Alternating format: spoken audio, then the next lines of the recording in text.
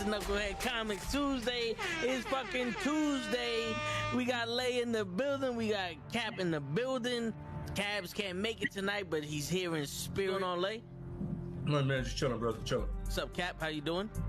Doing pretty good. Is that and the father goes shamefully? That's my son. And the other guy goes shamefully. Orion goes, that's my father. Choose fear and hate to run your life. Something you can't do. That was wrong with me from the beginning. I was doing it that way. I was gonna go down that path. I worried. You thought it was Grayson? Sorry, got hurt. It's like not him. Not him. Crack his brain for anybody that can help, and remembers. Freeze. The media. No, Randall Savage. With his knowledge and all other shit and his capacity to learn. Absolutely. This is the only vegan I'll ever eat is grilled chicken wings, because that's like vegan to me. You know what I'm saying? Because the chicken wings are supposed to be fried, but you grill the chicken wings, you put it in some sauce, and give it some blue cheese. Is vegan. That's vegan. Like regular moo cow fuck milk, put it in some Honey Nut Cheerios, vegan, because Honey Nut Cheerios is good for your heart. You know what I'm saying? And I steal the question from Cabs. I got it right. I would also like to steal. I would also like to steal. I would also like to steal. You're too late. Wow. I stay loose, I stay hype, I stay loose, I stay hype, I stay loose, I stay hype. I could do this all night, cause I do what I like. Yeah, I do what I like. Yeah, I do what I like. Sipping goose, sip is right. And I go with the flow. Yeah, I go with the flow. Yeah, I go with the flow. Cause I know I'm the show. In the zone, here I go. In the zone, here I go. In the zone, here I go. Yeah, they know I'm a pro.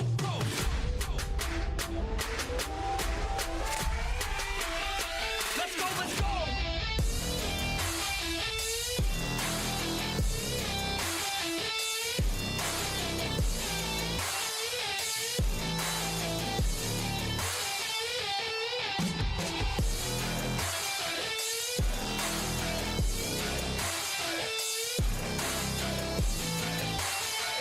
Yeah.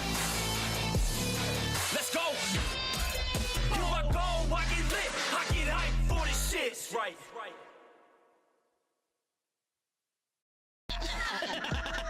Word. He be like, I got a left elbow and a right elbow. I can break your face with an any elbow. Make sure that you get elbowed in your elbow with an elbow. Got the arm ball, get the phone ball, get around with the arm with the bomb ball.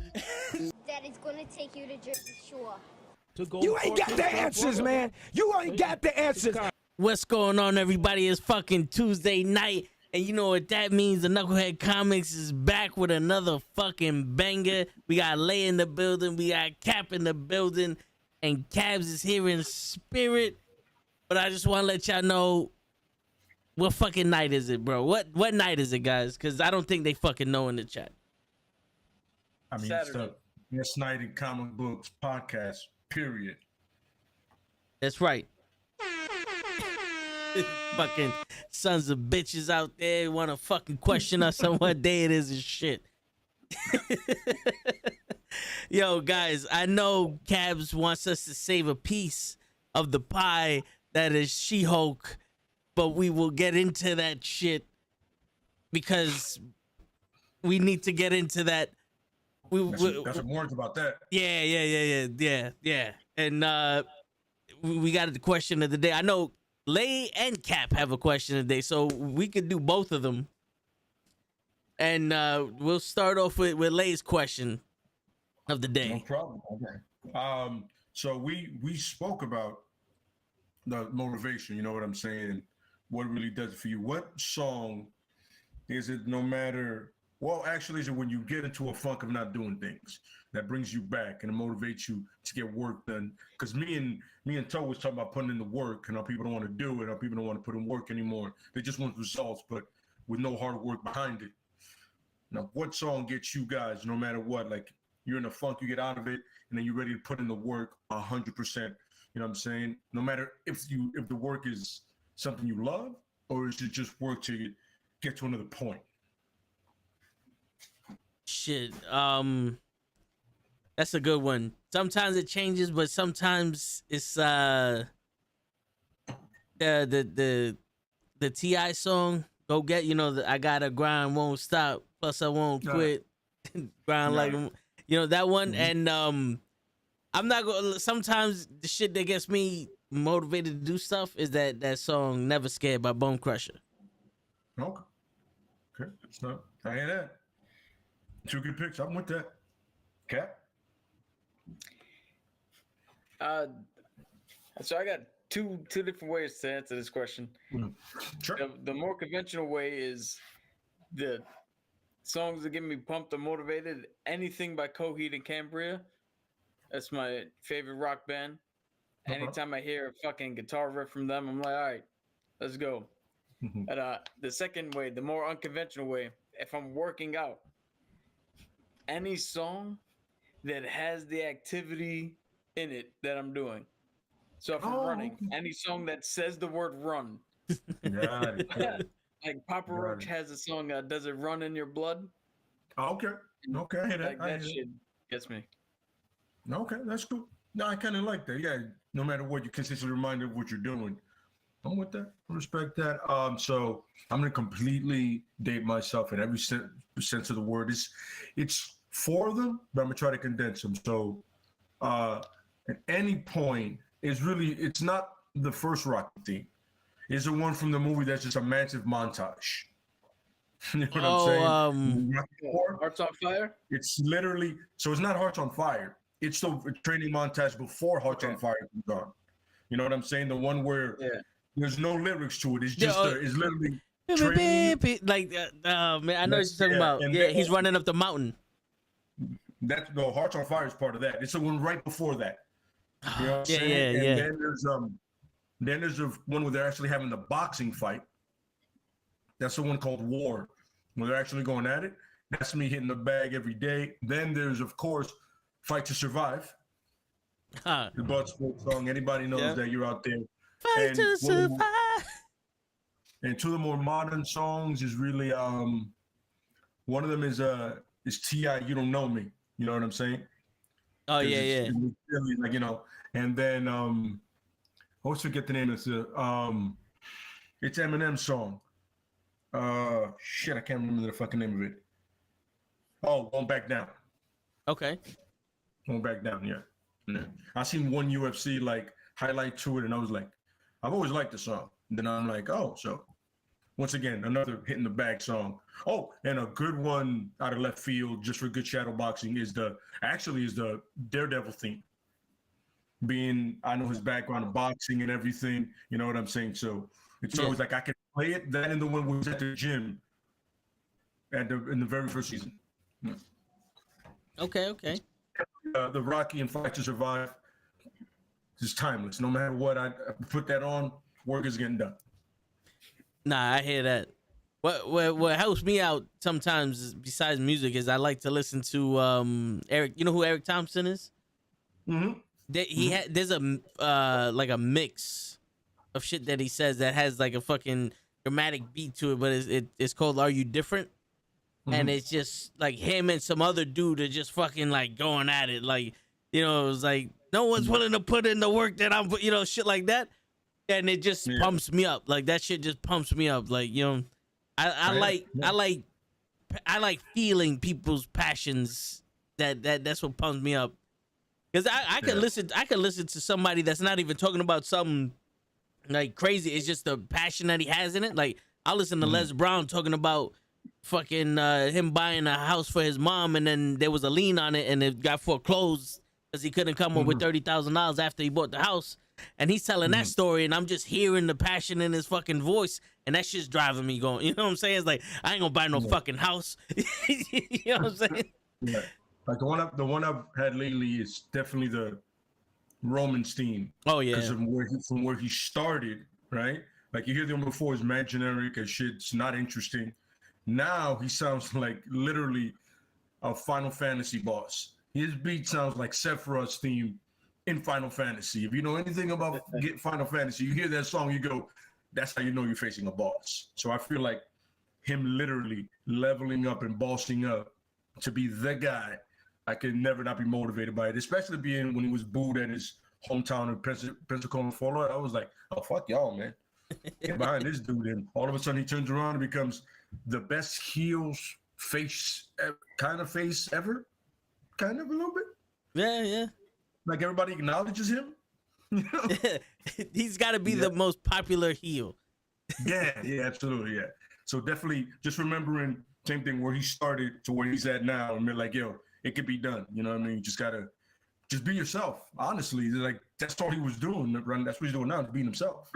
And that's what Les Brown them saying, like, yo, you put in the work, as long as you're authentically you, genuinely you, you'll get there. You know what I mean? Yep. Just gotta put in the work, man. You know. Suffer and succotash. Oh yeah. You can never forget about that. Told him never let that go. But right now is acknowledge him. Yeah, that's a true. problem. With suffering succotash is his past. That was his mistake. Now is that. no one. And remember, we saw that meme that you never thought you'd see the day that you thought Roman Reigns was cooler than CM Punk. I never thought I'd see the day, but here we are. And here we are. You know what I'm saying? It's funny because all we need to do is see the real versions of both of them. You know what's funny? Everybody's always said this about Punk, and then Jericho always said this about Roman. Like, if you let him be him, he's gonna be the coolest guy in the room. Just let him be himself. And then Punk is like, he's always been a douche. He's always been selfish, and all of a sudden, start unraveling before your eyes. And one level's up, the other one unravels in front of you. Don't get me wrong, I still love Punk. I still love the work he's done, but it's just like, dude, you know what I mean? But I still prefer AEW over WWE, so never get that twisted. Especially after last night. You saw that Monday show. Yeah. Yo, we could have literally did the first 6 minutes of Raw, turned it off, and had the most successful fucking watch along we've ever had. You know what I'm saying? Because, yo, that whole thing with Bobby Lashley and Brock Lesnar last night was 6 minutes. I was with that. I just didn't like the fact that they're going to have that match and Crown useless. Yeah. And Blood in the Stand. For real. I would rather that shit at Great Balls of Fire. Sorry, folks. As Cat would say, not being here, we got off the rails. Promise we're going to get back to comic books. No, seriously. Yeah, but I know Pep has a question. So, our question has a little bit of explanation to it. Have you ever heard of the phrase Chekhov's gun? No. I cannot say I have. Be honest with you, no. Okay.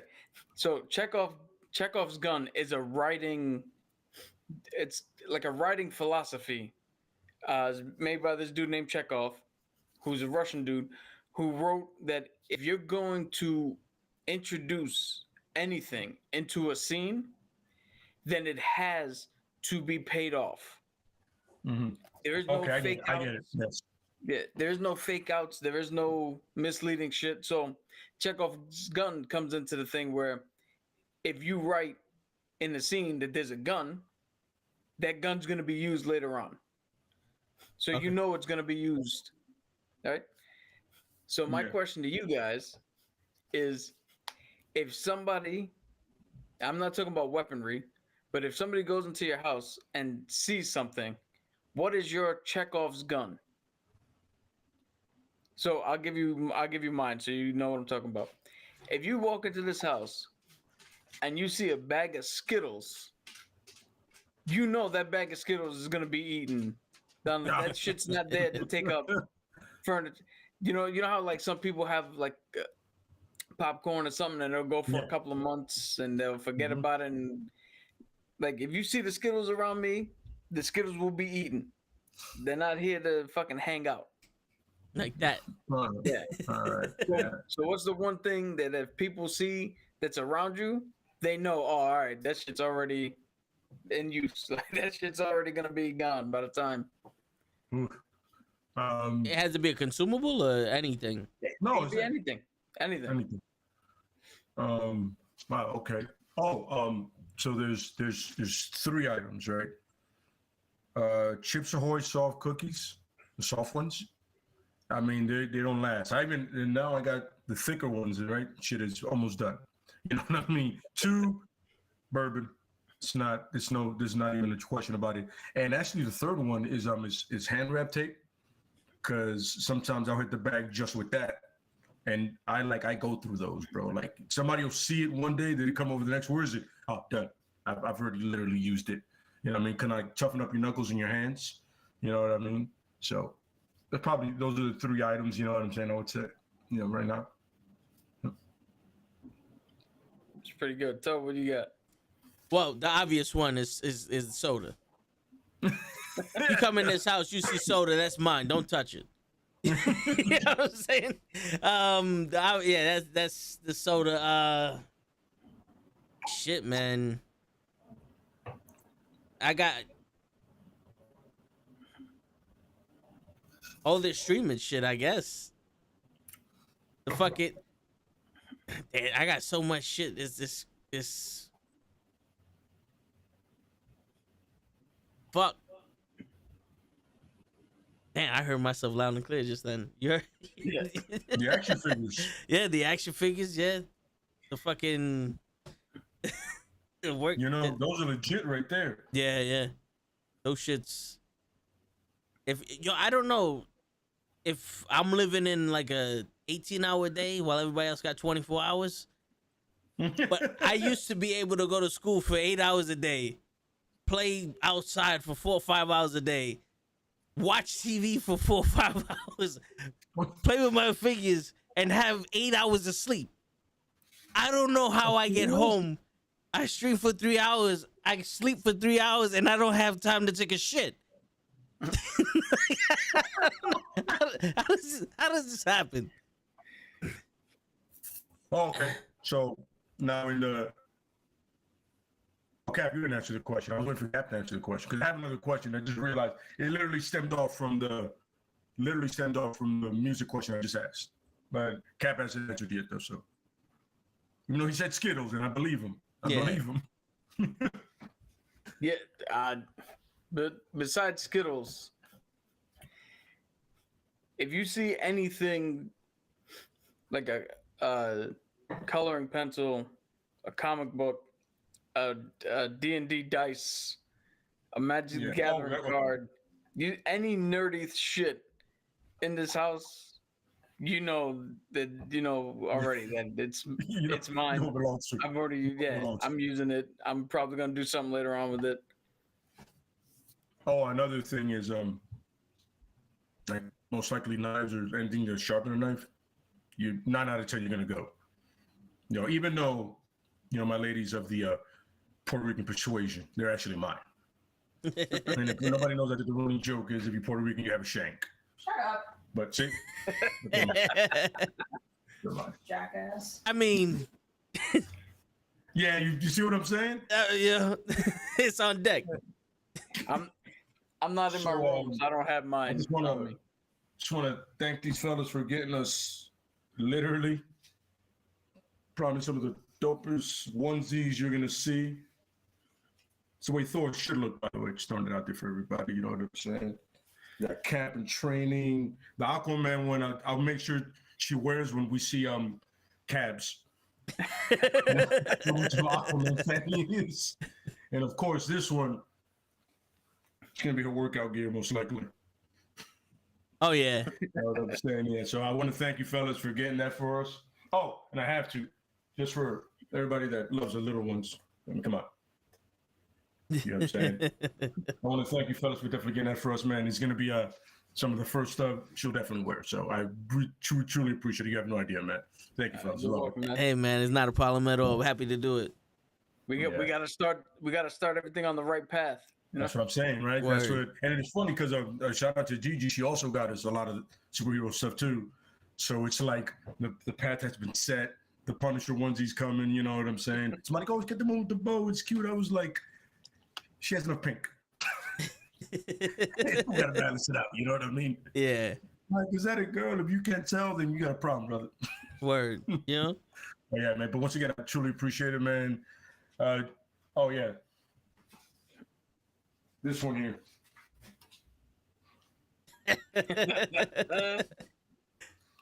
See, everything is gonna be right about it is the Captain Marvel, which is gonna be. Not that one. You know what I'm talking about.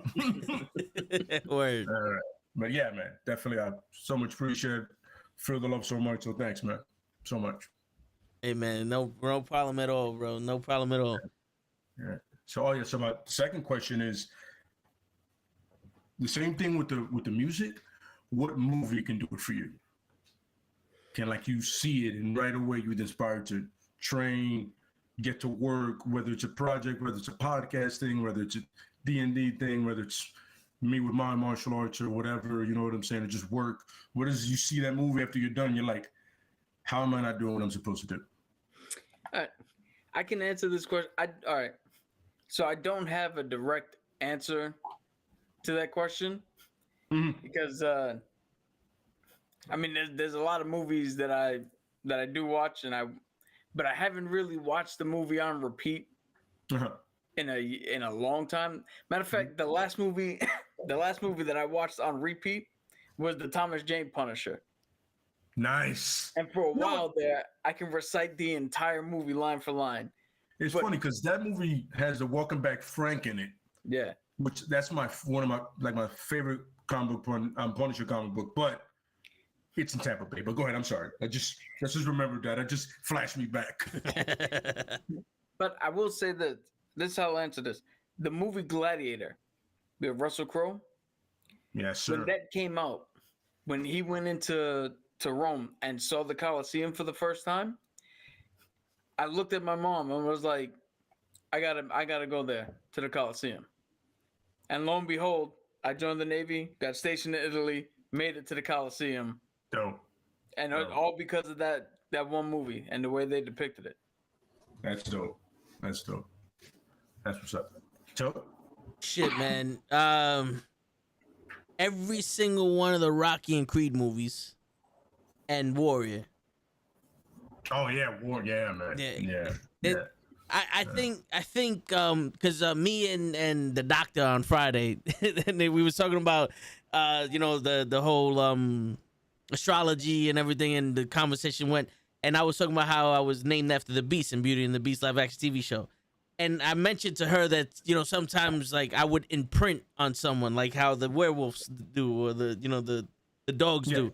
And I feel like I kind of imprinted myself on the Rocky Balboa Creed stories for some reason. Like Rocky 3 has always been my favorite because of Hogan, but also because Clubber Lang. Absolutely. Like, he seemed like the legit bad guy that was coming to take his spot. And this is somebody he was afraid of, and he had to relearn how to get the eye of the tiger back and all that. And after Mom passed, the message from not being so cocky and defeat can defeat you sometimes, to now you lost and you have to find your way back. Those two messages like resonated with me, and then seeing Creed and the the evolution of that, and just seeing that hard work being pushed to your limit has always been stuck into my soul. So when I see that, that just makes me want to like, yo, let's fucking do this. Let's go fly to the sun and fuck that shit up. You know what I'm saying? We don't melt out in this bitch. You know what I'm saying? No, yeah, I'm with you. I used to be a huge Clubber Lang fan, because to me, he legitimately won the way. He literally went up the ranks, and he was in line. He goes, yo, I'm number one ranked. You know what I'm saying? And then my favorite line, of course, is, hey woman, this your old man ain't got no heart. Why don't you pull yourself out of my apartment? I'm like, yo, my man, he's right there. The brass on you, son. The dude is standing right next to her. He's like, hey woman. And then my other favorite, shut up, old man. Shut up, old man. I'm like, word. Yo, to go to another man's tribute of a statue. By the way, Philly, Rocky's not real, but we'll get to that later. Right? And then show up and completely disrespect the dude during his ceremony, and then hit on his woman, and then tell his mentor to shut up. I mean, come on, son. Yeah. I was always, in that one, one of the rare moments I was always motivated more by Clubber Lang, because he had like an entourage of 50 and he trained alone. Yeah. That's crazy. He came out with like 50 dudes on some MC Hammer shit, but he trained Dolo. I didn't see one sparring partner. Yo, you know what I'm saying? The dude he boxed. And then my favorite line in that whole movie definitely is, aside Clubber Lang, is Creed telling him, there is no tomorrow. Yeah. There is no tomorrow. We got to do this today. And I've always loved that. But honestly, and it's a movie that I saw a while back, and it has a controversial figure now, and that's Will Smith in The Pursuit of Happiness. When he comes out of the meeting and he goes, this moment right here, this is happiness. You know what I mean? Yeah. And then that moment it's him and his son just on the beach together. He's like, you took him out of the happiness. He was like, you know what? Let's go to the beach, man. You know what I'm saying? And the fact that it's a true story, you know. Yeah. But always go back to Rocky IV, you know, no retreat, no surrender, but mostly Rocky IV. Because he unlearned every skill that Creed taught him and went back just head first. And another guy that had no sparring partners, by the way. Word. He just hit a fucking machine. Someone said, "Oh, he doesn't spar with anybody either." You know what I'm saying? Oh, by the way, props to Clubber Lang for not throwing a single jab in that fight. Oh yeah. It was just haymakers, man. You know what I'm saying? Yo, Seriously. Yeah. One of my favorite lines in Rocky 3 is when Rocky's training and the girls come up to him, and Mickey's like, "Yo, he ain't gonna kiss you. He's gonna kill you." Yeah. You know. But the funny thing is, he didn't lie to him. Yeah. You know what's funny? Two of my favorite lines. One is from Clubber Lang when they're like, "Oh, do you accept the challenge that Rocky, you know, put on?" He goes, "I reject the challenge. There ain't no challenge, but I'll take the fight." It's like, I know that. You know why I remember line for line? Because he's looking dead at the camera, like Mr. T's. Like, this is. I'm not feeding you lines. This is what I believe. He goes, "I rejected the challenge. My boy is no challenge, but I pity the fool. But I will fight him. My boy is a straightforward fight. He's easy. He's tailor made for me." Yeah. I was like, I can't be beat. Son. I won't be beat. Yep. And I won't be beat. I train alone. I win alone. I was like, dude, not one sparring partner. Yeah. Hey, you know what's crazy? The one line that actually resonated with me, besides the "there is no tomorrow," is Adrian. They're on the beach and she goes, "What's going on?" He's like, "Well, you want to break me down? I'm afraid." Afraid of what? Losing what we got. I don't want to lose what we got. Before there was nothing, and then now there's you, there's the kid. I don't want to lose what I got. What do we have that can't be replaced? We got money. We got cars. We got the only thing we don't have is the truth. Yo, that scene, I was like, holy shit, man. Like, if you just listening and you put yourself in Rocky's place, Adrian is telling him the fucking truth. Like, your fear has nothing to do with what the fuck is going. Like, it's almost like you're making up a fear just so you don't fight this fucking dude. And she's like, "I've never met you to be afraid of something, especially afraid of something that doesn't exist." Absolutely. But you know, she right away she became like third to John Connor when she did that whole "you can win." I was like, I don't know, man, that's Rocky. Rocky lost once and twice in movies that I've seen him, and after that, it's ass whoopings he's been handed. So when she said that, I was like, Adrian's dead to me. I can't fuck her, yo. And then it's funny. He looks at it and goes, "Yo, that dude's gonna have to kill me, dog. That's how I roll." Well, I was like, "Yo, first of all, ballsy, because that dude would just kill your boy." You know what I'm saying? Word. So he's 1-0 in killing people right now, and he got away with it. Gladiator's another good one. Gladiator's another great one. You know what I'm saying? And it's funny because the one with Warrior, I remember a friend of mine was talking to him, right? And he was like, "Oh, I can relate to the father." I go, I was related more to Tom Hardy's character, man. It's like, what do you like? Yo, you saved that kid's life. He goes, what do you expect me to do? Was I supposed to let him drown? They're like, what's wrong with you? And then when he told his brother, I was a 6-year-old kid, I didn't have a choice. He goes, you had a choice. You had a choice. Everybody has choices, you know what I mean? You made yours. Yeah. And then the way he fought, he just came in the ring, whipped the dude's ass and left. Didn't even wait for them to announce that he won. Word. He was like Mike Tyson, but black trunks come in, whoop people's asses, he's like, "All right, I'm out." Hey, that was the official decision. I'm out. I always want an MMA fighter to do that. She like dropped him, dude. Like, yeah, before they announce him, he just bounces up to I'm gonna get a title. Get this shit away from me. Word. But yeah, no, this is good to know, man. It's good to know. You know what I'm saying? I know what kind of shit to send our fitness group. Word. That's what motivates Kenny in a show. I'm still trying to figure out what motivates show. Okay. I just want to point out you now have my favorite line ever said on this podcast. What's that? Motherfucker, he's 1-0 and killing people.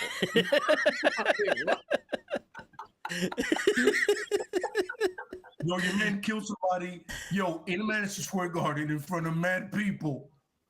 In an exhibition Got match. away with it. He went throw back to rush on some. I just killed the guy. What did you do today? Damn, I don't even top that. Word. Shit. And it was the ex-champion of the world.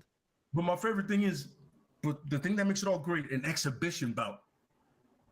Floyd Mayweather's had 7 exhibition bouts and everybody came out alive. Yeah.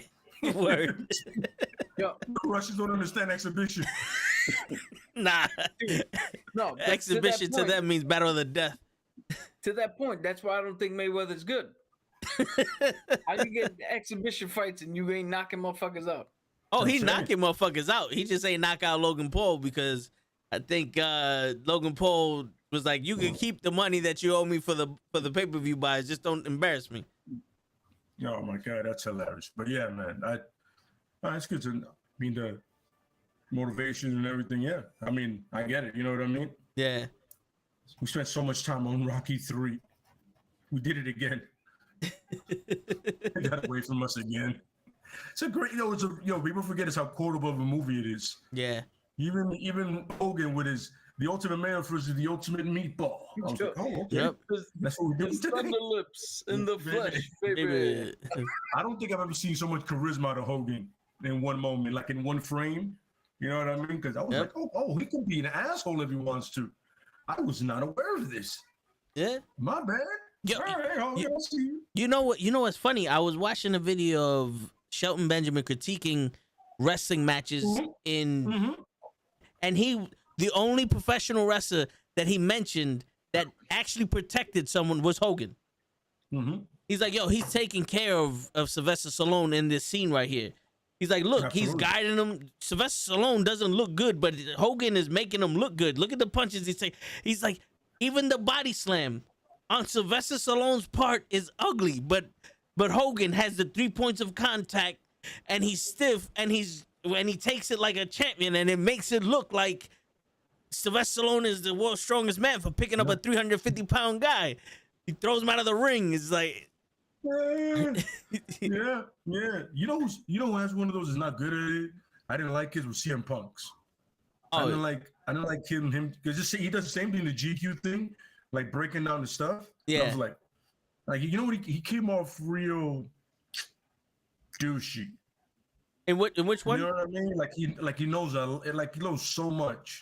He came off douchey. He didn't come off like, like Shelton just came off like he's having fun. Whatever. It's not a big deal, But CM Punk, I was like, it's not like a bit of a douchebag, bro.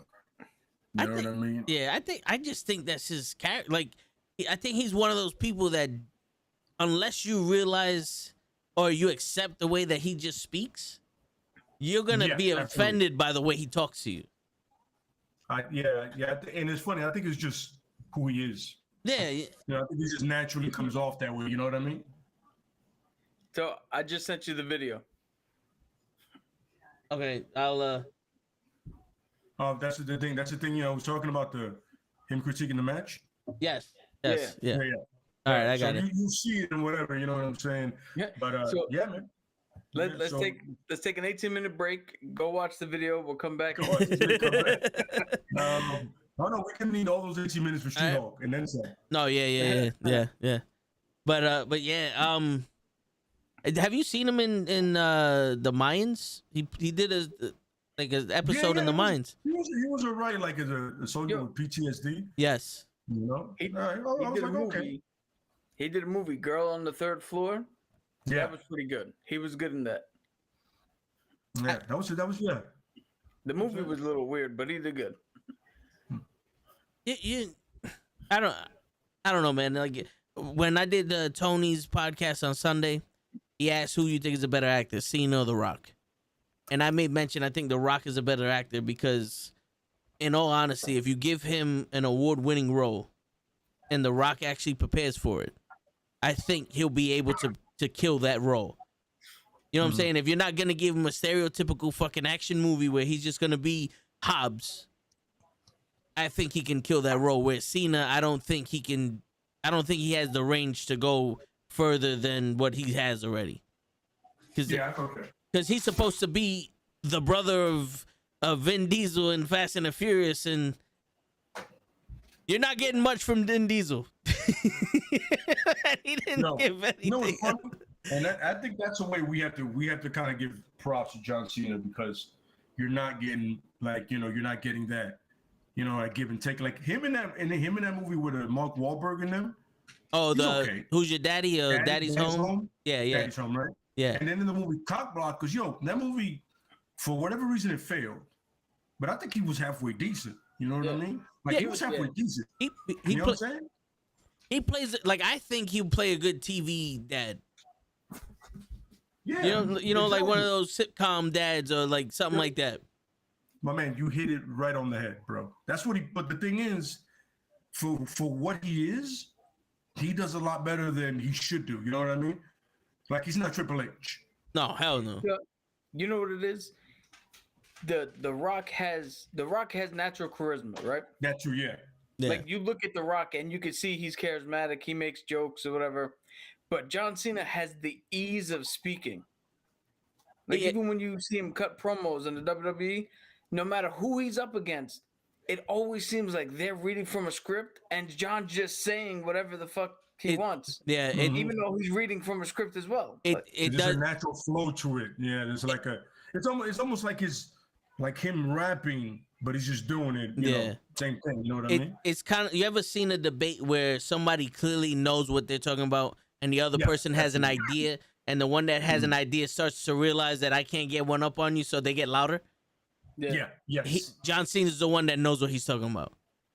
You know, like, yeah, I'm not even gonna lie about that. He does have a good way of speaking. Even when funny, go ahead. Yeah, I was telling somebody that, like, I can't stand Edge or Seth Rollins, right? But on the mic, there's not a lot of people that can roll. Even when Seth is doing that dumbass laugh, in between that, there is a good promo. And between Edge's face and him just being in, there's a good promo in there, except for that shit with The Miz. I don't know what the fuck that was about. The Miz is another guy. Yo, I can't stand The Miz. But I'll tell you this much, he can build a feud with a mic like almost nobody's business. Oh, yeah. There's very few guys that can literally build a feud with somebody just with a mic in their hand. Kevin Owens, another one off the top of my head. You know what I'm saying? He would build a story around that shit. And even Sammy, but sometimes it's just like that live stuff doesn't translate well to, you know what I mean? Yeah. Like, it takes like Broadway acting, it takes a special talent to go from Broadway and then translate well into the movies. You know what I mean? It takes a special talent. Because also, like, in wrestling, you have practically your whole life to develop this character. In the movies, you have a couple months to embody this character.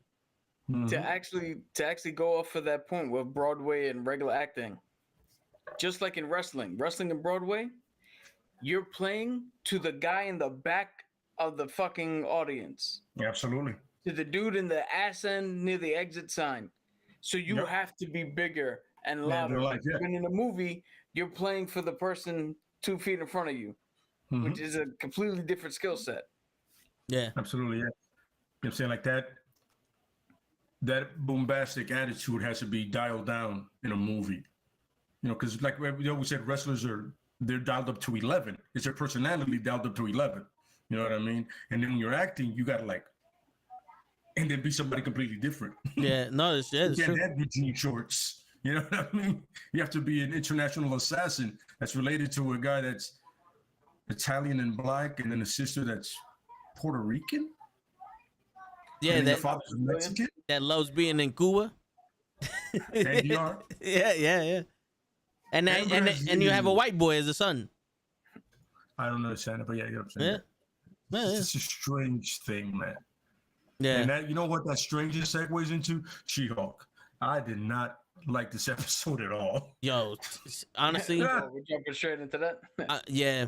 I'm not even, I can't anymore. I was like, let me hold off on it. No. You know,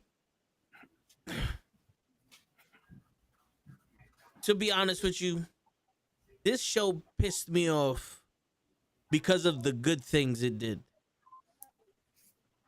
like her breaking the fourth wall and going into the menu of the Disney Plus fucking Marvel category to talk to the fucking writers should have been something she did throughout the show. Not like talk to the writers, but show us that she knows she's in a TV show other than possibly talking to herself in a direction. Because you ever did that?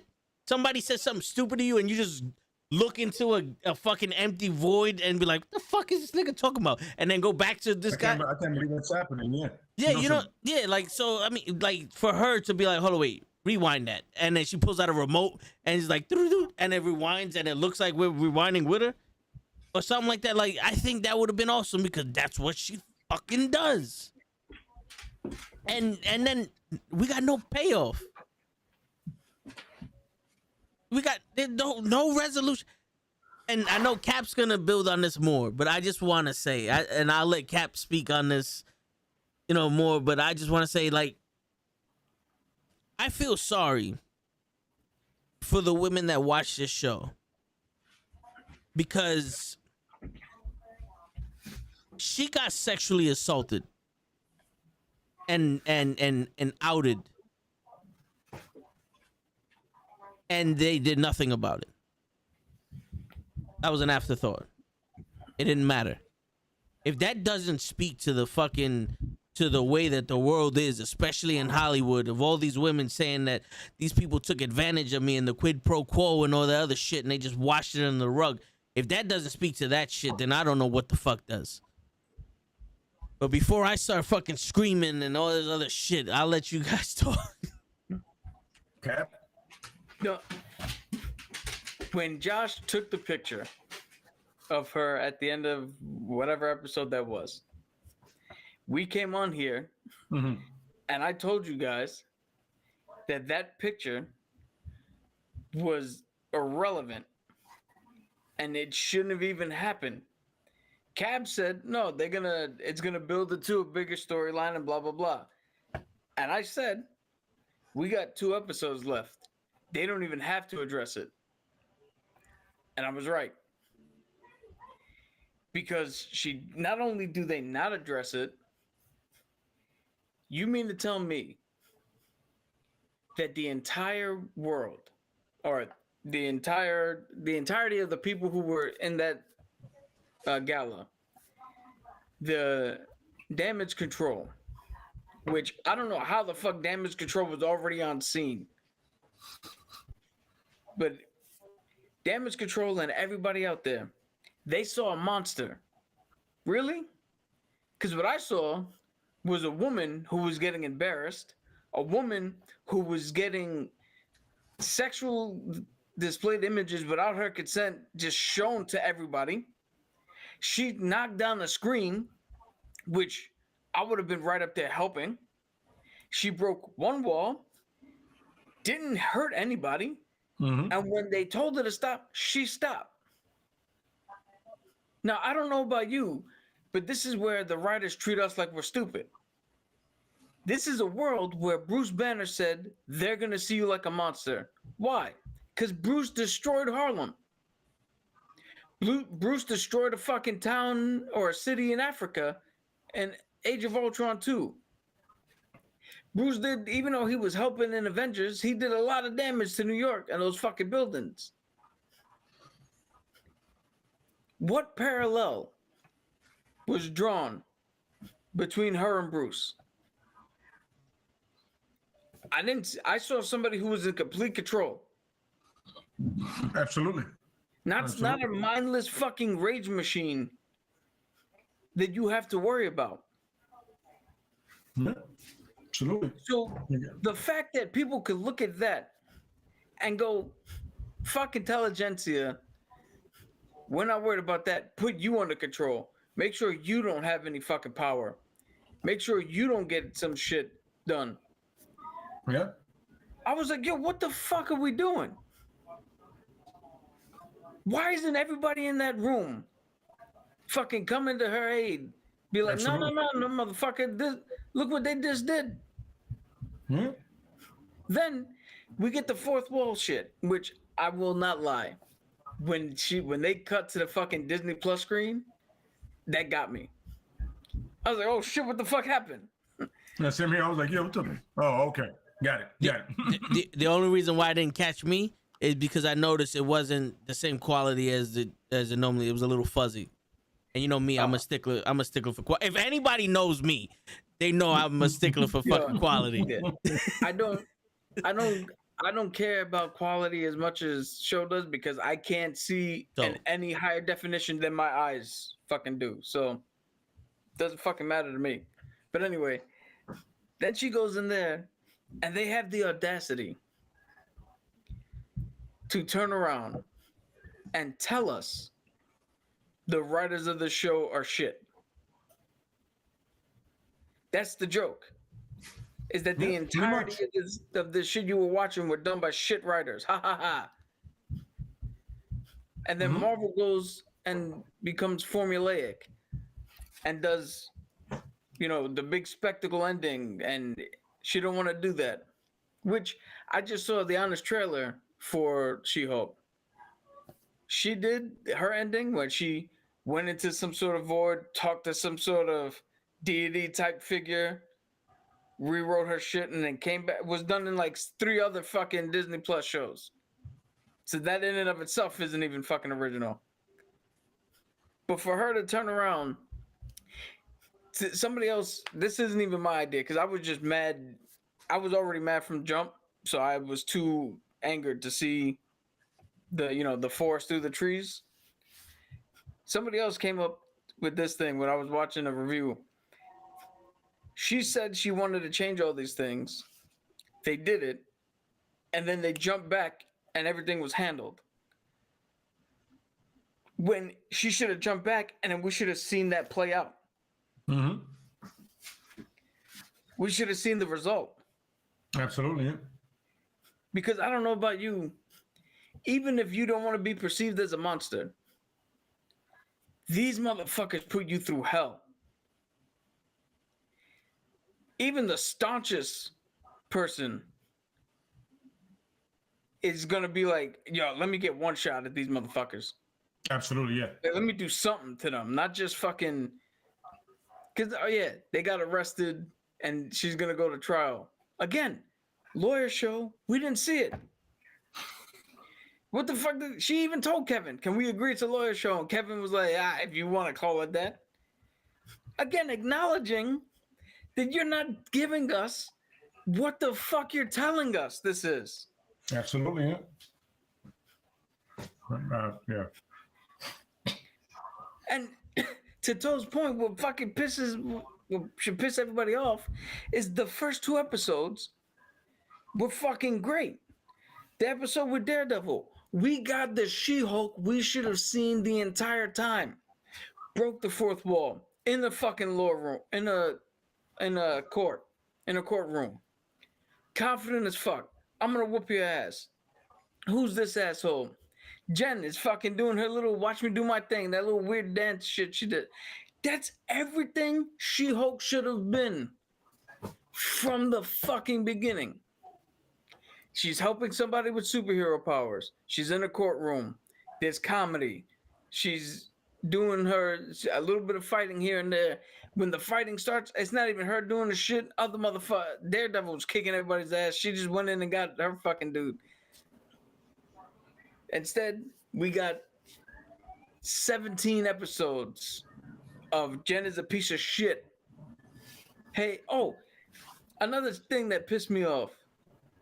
In the fucking courtroom drawings at the end, when they show the courtroom scene, Josh is sitting behind her in the fucking front row. What are we gonna do? The motherfucker who did the act, sitting there, sweating bullets. What the fuck happened? What's happening to him? That was one of my questions. I hired him. Why are they both not there? If he's in the courtroom, how is he not under arrest? Yeah, and little fun fact, for a TV show that's about the strength of a woman and all that other shit, she sure as hell needed a man to start being confident. Because once she got some dick, that was when she turned into the She-Hulk we all wanted. Yeah, But I she- didn't. The opening with the. I'm sorry, Cap. Were you done? I apologize. I'm sorry. Just The last thing I just wanted to mention was the stupid. I know that these arguments and these conversations take place, but the stupid ass. How come there's no He-Hulk? Motherfucker, that's the Hulk. They gave her the designation to separate. Oh, fucking! I would say the same thing if Lady Thor was a man. You mean Thor? exactly. These motherfuckers, they don't exist in a vacuum. Their counterparts are right there. Yeah. Yeah. Yeah. Like literally the opening of the show. I agree with both you guys, by the way, wholeheartedly. The opening of the show, where it had that, I guess the Bill Bixby, Lou Ferrigno thing going on. I was like, I literally picked up. I was like, let it ride. Let it ride. I didn't like that from the get. I'm like, first of all, you're not even your own. You don't have your own identity as a show, and you're gonna go ahead and like. I felt like it was a mocking. I don't even feel like it was like a tribute. You know what I mean? In my eyes. Yeah. And I'm like, you don't have an identity, but now you're gonna do this to a show that had a definitive identity and was successful.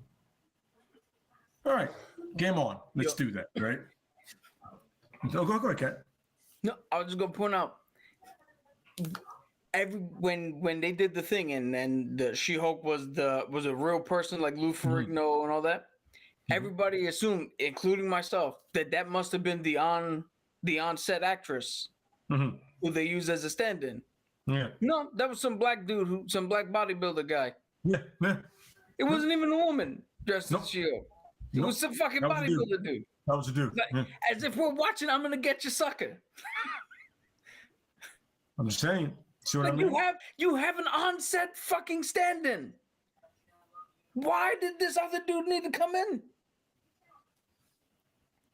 I'm saying, and then they use pretty good storyline in comics. Savage She-Hulk, like they just throw it away, like it doesn't matter. And you have 75 episodes, and you could have fit in somewhere when she just loses her shit, and then you can compare her to Bruce. And they're the week.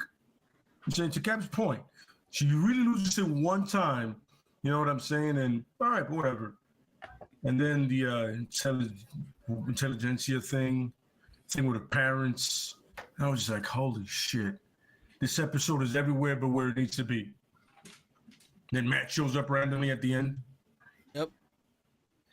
I'm like, what? How did you make it all the way out there? Yeah, and then they ended in a fucking Fast and the Furious family barbecue. Yeah, that's another thing. Everybody's cool, chilling together. And then all of a sudden, Scar shows up. Why was Scar a throwaway? Here's a question that I That want didn't answered. even look like fucking Scar. Dead. I want this question answered for fucking real now. The Hulk. We all know the Hulk before he became Professor Hulk. As this motherfucker who, when you saw him, you're like, all right, he's gonna fuck shit up. Scar in the comics, if for all intents and purposes, is fucking Conan the Barbarian. Yeah. Yeah. He looks like he's gonna fuck shit up. Why in the fuck did we get, hey, this is my son. He's shy. He don't talk to nobody. He's scared. What would have been the problem had he had just showed up like, oh shit, fucking Scar? First off, that's not even what happened in the fucking comics. In the comics, but Hulk was Hulk on is the not- way home. yeah. He was on the way home to fuck up the Earth because they put him out there, and then they Planet Hulk got invaded, and his wife put him in a cocoon to save him from shit. And when he hatched from the cocoon, his mother's dead, and he was literally born, came out fighting. Yeah. What happened? You can't make Planet Hulk. You can't make it. It is physically impossible for you to make Planet Hulk now. Planet Hulk, World Hulk, any Hulk. She-Hulk, you can't make it no more. Get him out of the fucking. Get him out of the MCU. Fuck it. Fuck it. Put Immortal Man in this shit in his spot. Not only did you fuck up She-Hulk, you fucked up the Hulk, and you fucked up his son, and you're borderline fucking up fucking Daredevil. If Echo wasn't such a strong fucking character, I'd have said, you know what, Daredevil's fucked too. Mm-hmm.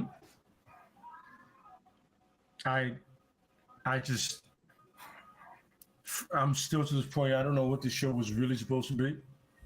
The only time it was a really lawyer show was when Matt showed up. And if anybody argues that point to me, watch the episode, watch that segment, and realize that that's the only real lawyer in this whole thing. Yep. I'm gonna fucking repeat until the earth stops spinning. You can't get a judge to agree that the fucking device that this fucking dumbass street magician is using is putting people in harm's way and should be fucking confiscated. You can't get a judge to see that? Literally sent to people to other fucking dimensions. And I don't, you can't say ignorance. Motherfuckers were snapped for half a fucking decade. You know, they saw Thanos. We know, people know about what the fuck happened in Endgame. Yeah. Yeah. You know what's crazy? You know what's crazy? That superhuman law firm should be shut down because apparently none of them are good lawyers. Because how the fuck does Hulk go from destroying a college university to fucking Harlem, to the city of New York, to fucking Manhattan, to an African country, to almost destroying Wachovia, and then destroying Sokovia, and then destroying other shit. And not once was this motherfucker on trial. Not once did a cop even go, you know, you're a wanted man, right? Not once. He just walked around Manhattan like it's all good. Like, what's up, my nigga? You know, like he was Jackie Chan, like boom, FBI. Like it was fine. This woman, this woman prevented a fucking screen from showing her nanas, and now we got you incarcerated for fucking attempted murder. You're a serial killer. You destruction of property of half the planet, and prostitution. And all right, take the plea deal because obviously you're wrong for defending yourself. Yo, that's another thing. You're a fucking lawyer, and Mallory's clearly better than you are. The best defense you had was first off, don't tell me the fucking lawyer show when you got Blonsky paroled, even though he broke out of fucking prison. You can't do anything for yourself. Yeah. Absolutely not, he can't. Then, not to mention, what the fuck is that setting up? He's now on Comertage, so I guess he's not in the Thunderbolts. Unless Wong is stupidly putting maybe that's where together they trained some of the people of the Thunderbolts. Probably. Mm-hmm. Shit, fucking geez. And that's another thing. How do you sit there and talk to fucking Kevin and rewrite the ending, and you say that you want Blonsky to fucking take responsibility for what he did, when technically you could have made him not do what he did, and also you still was his lawyer and trying to help him out?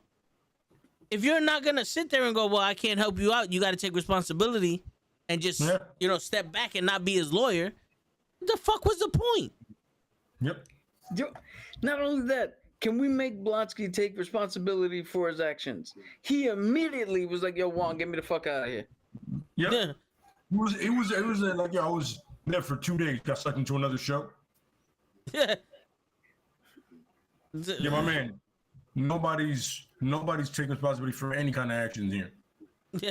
Not even her. Not even her.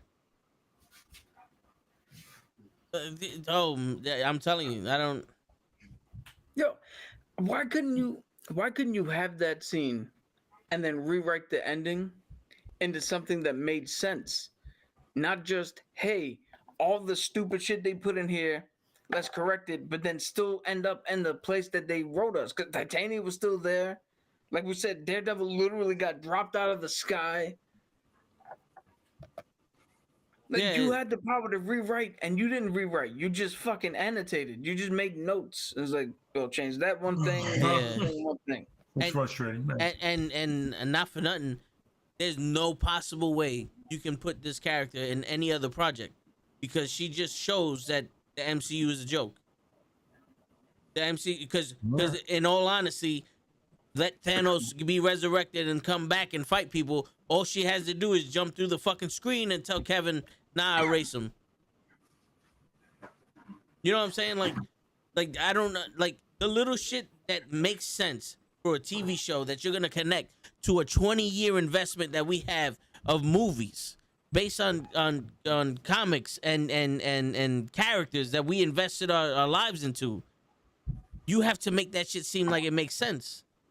Absolutely. Because now, if you can do that for no reason and still not have anybody take accountability for the fact that they betrayed your trust in the bedroom and recorded you and outed you, that's not on the table. But now you want me to believe that you're not gonna sit here and go, "Oh, he's the king of Wakanda." That don't mean nothing. So does she know that Chadwick Boseman died? Is she gonna see the Wakandans and be like, "Well, you know what, let me respect them because I know what happened to you know, to the Black Panther in real life." You know what I'm saying? Or is it gonna be, fuck yeah anyway? You know what I'm saying? Like like Deadpool is an asshole, but not once have I ever heard him say "fuck you guys," the viewers. He always talked to us. He was always like in the seat with us, going, "What? They couldn't afford any other X-Men?" You know what I'm saying? Like he never made it. It was funny, but he never made them a joke. Even fucking Colossus. He fucking punched him in the nuts, broke his hand, punched him in the nuts with the other hand, broke his hand, kicked him in the nuts, broke his foot. He's chilling. Colossus is doing his thing. It doesn't take the entire fucking village to be stupid for you to get a laugh. Yo, It failed on all parts of this fucking show. Every single part, it failed on it. I'll even say it failed Daredevil. this is the thing that I know we're harping on this probably too long, but they said, "Hey, see you in your own movie or in the movie." She's like, "Really?" He's like, "No." So right then and there, you're telling us she's not worthy to be in the movie. And if she showed up, people are gonna be like, "Well, why is she here?" 2, when she looks dead in the camera and goes, "Is this what you wanted?" Talking to us, that was fucking sad because it's like, no, bitch. We wanted you to be good. There's a fucking series that exists in an alternate universe in Earth's, 836. That is a fucking amazing series with She-Hulk. That's not what we got. You spent too much time attacking the fucking trolls. And then when it comes to the end, you had the audacity to ask us, "Is this what you want?" See, that pisses me off because 1, you're attacking the trolls. You already know that the trolls want that. So that question's not for them. That question's for us. The people who wanted this show to fucking succeed from the beginning. Yeah. Absolutely. How dare you turn around and tell me that that's what I wanted? I've been advocating for this show to be fucking good. Yep. I just so many ways it could have been good, and in every way possible they did the opposite. Yeah. I mean, talking about shitting the bed on an epic level, and especially when you started off so good. Yeah. And you know something? Who wrote these shows? A woman wrote these episodes? Mm-hmm. I don't think they had the same writer throughout, because I know episode 1 and 2 was written by somebody different than 3 and 4. And all right, so whoever, I think they just had the same director. So whoever wrote episode 3, 4, 5, 6, 7, 8, and 9 does not know women, does not know a woman's struggle, and does not know how to tell a fucking story, because we didn't get any of that. We didn't get any of that. How many times did I sit here saying they should have did this or this or this? Like I don't sit here and pretend to be the fucking woman's savior or fucking know everything about a woman's struggle, but I do know something about a human struggle, when especially when they're trying to find their identity, or they're feeling like one part of them, when they're feeling like monkey dance is more popular than who you are. And by monkey dance I mean the show. So for her it's She-Hulk. For Robin Williams it was the comedian. You know what I'm saying? When it's just one aspect of your life, everybody wants you to sing the same fucking song or do that one trick you know how to do. That's the monkey dance. And they didn't get none of that. They didn't even get that shit from her. You made a show, 9 episodes with 17 different plots, and the ending didn't resolve any of them.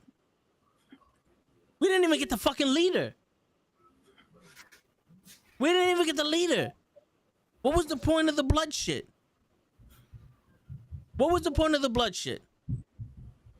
I figure in Captain America 4 will get connected, but No, it should have given some kind of trail to it. we're not. It's not gonna get connected because she just turned around and was like, "Oh, the whole blood plot line is stupid. Erase it." Oh, that's right. She did. Yeah, that's right. Well, there you go. What do you want? And if you want to see She-Hulk in a movie, watch fucking Halloween Ends. Because Halloween Ends was the biggest fucking She-Hulkish fucking movie I've ever seen. Where it had nothing to do with the shit before it, and it was stupid and fucking stupid. It was the dumbest fucking shit I've ever seen in my life. She-Hulk in that movie. But we're not talking about that right now. We're talking about fucking the disappointment that shit was. And you know something? And I said this shit before. And this right here, this fucking show makes me hate Marvel right now for what they're gonna do to fucking Wakanda Forever. Because I have a feeling in Wakanda Forever that there's gonna be some stupid shit in there, and it's gonna be so disrespectful, but no one's gonna give a shit because this fucking show is so goddamn horrible. And my thing is, coming off Miss Marvel, right? Why coming off Miss Marvel in a show about a young lady finding herself and doing her thing, right? And it's a great show about her culture, about her life, about who she is, you know what I mean? I forgive the mutant part. Whatever, you know what I'm saying? You can't nail all the points sometimes. But then you followed up with this shit show. Literally. Yo, we had a great one with Moon Knight. Great character development, you know what I mean? Great interest to a mental health issue that is serious. Yep. But they took it seriously and they respected it. Yeah. And to Kamala Khan about her culture, about her youth, about her struggles, and her finding herself in this world. You know, once again, the mutant part, go fuck itself. But that's just me. It's just me. I'm in the minority in that part sometimes. All of a sudden, you followed up with this shit show. Yeah. And I don't know how you can get it so right for so long and then get it so wrong right after that. Yeah. And you know what's crazy? What was the two things? What the one thing that we got from those two shows, from Moon Knight and Miss Marvel? Culture. Mm-hmm. There was no culture in this TV show. There was no culture of law. There was no culture of womanhood. There was no culture of nothing. There was nothing that this show was built on. You said it was a lawyer show. There was no law being put. They never went to trial. They never went to trial. They kept going to deliberation, and they said, "Fuck it." The judge was like, "Fuck this shit. You're stupid. You're stupid. Now you're guilty." They didn't even put in a compelling argument for the whole "I don't want to be a superhero" line. Yeah. Yep. Because what's your argument? You're not, what do you call it? You're not a superhero. All right. So we don't see you as a lawyer. When you're in human form or gen form, you keep telling us that she's shit. And the one episode where we're like, yo, they put it all together and it was almost damn near perfect. You were the superhero. Yeah. You went out and put on the suit and went to and fought Daredevil. and then saved the fucking designer from Frogman. Like, you didn't even put up a good argument for for any. Yo, you can't be a situational comedy, because look at Friends, look at fucking Seinfeld. There's no points to these shows. There's no point to them. Nope. They just have episodes. You can't do that. If you're gonna do that, every single episode has to be on point. I know people right now that if you talk to them about Seinfeld, they can name specific episodes. Yeah. Talk to people about Friends, they can name specific episodes. Character growth. You have to be on point in all episodes if you're gonna make literally a nothing show. Yeah. I agree, yeah. I mean, it's just I mean, for 6 episodes, I was trying to figure out what exactly is the show about? Like, what is his identity? And after the 6th one, and I tried hard. I gave up. You know what I did with this? I did with this Wolverine's origin. I just quit. Oh, you know what? I'm gonna watch the action. Sounds good to me. Just gonna go ahead and watch the action. I'm gonna make this a Fast and the Furious movie for me. After one, just the action. There's no story to this. You know what I mean? And then when I saw Deadpool, I was like, oh, so we really don't give a fuck. Great. Let's do that. And this show did that shit in abundance, and I was like, oh my God. And once again, there were half an hour. If I turned around and took a shit, the show was over. You know what I'm saying? It was so quick. Dude, if this show was a half hour, then this is like fucking currency exchange. Where in our time it's a half hour, but when you exchange, it's like, oh no, it's only worth 5 minutes. Yeah, absolutely. That's exactly it. Yeah, absolutely. That's the perfect way to put it, Cap. That's the perfect way to put it, bro. Holy shit balls, man. And think. And it's funny. And I remember I put up the thing in the group. I remember Toast. He goes, the star goes, season 2 doesn't seem likely. You think? Really? Yeah. What made you think that was gonna happen? Joe, I'm telling you, make a good show about somebody who just so happens to be a Hulk, who's doing a law thing, doesn't want to be a hero, and a couple episodes gets pulled into it, like to fight what's her name, Titania, or the one with Daredevil. She gets pulled into it. She doesn't really want to do it, but outside of being a hero, did you give us enough for us to go, you know what? I don't need to see her as a superhero. I'm enjoying, and I'll tell you why that is in the end. You do that, and you forget about the motherfuckers who are going to talk shit about the show, and then they got nothing to talk about.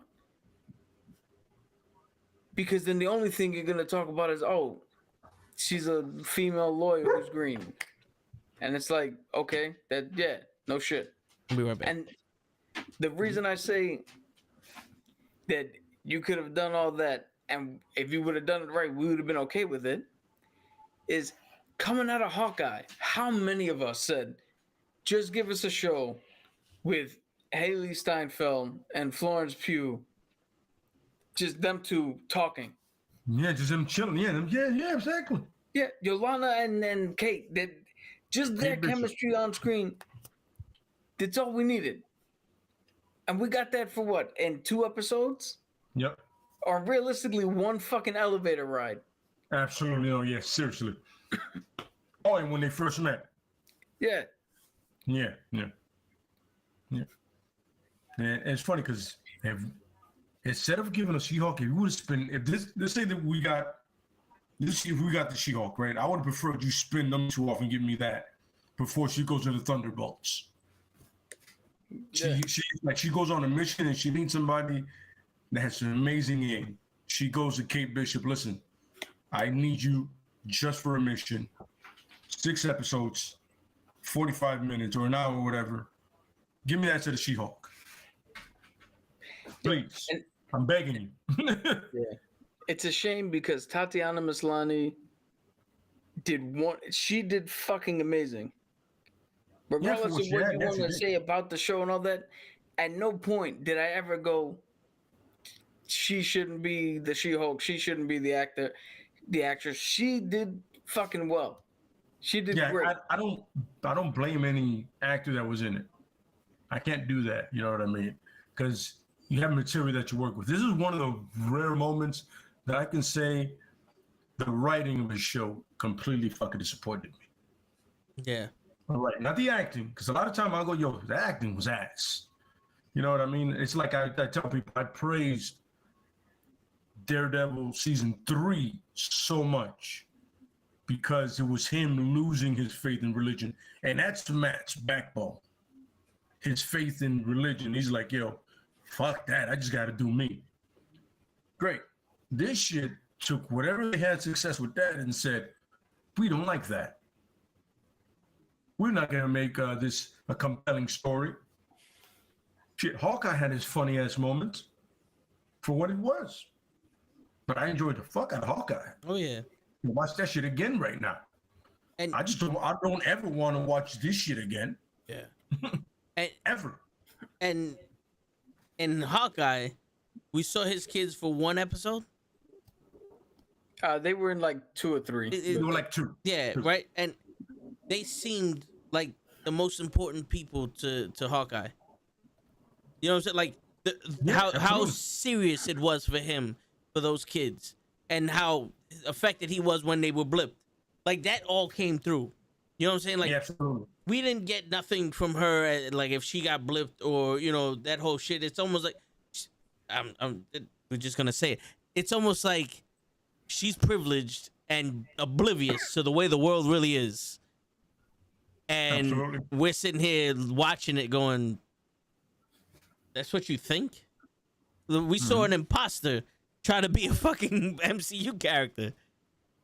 You know? Like you said, the elevator scene.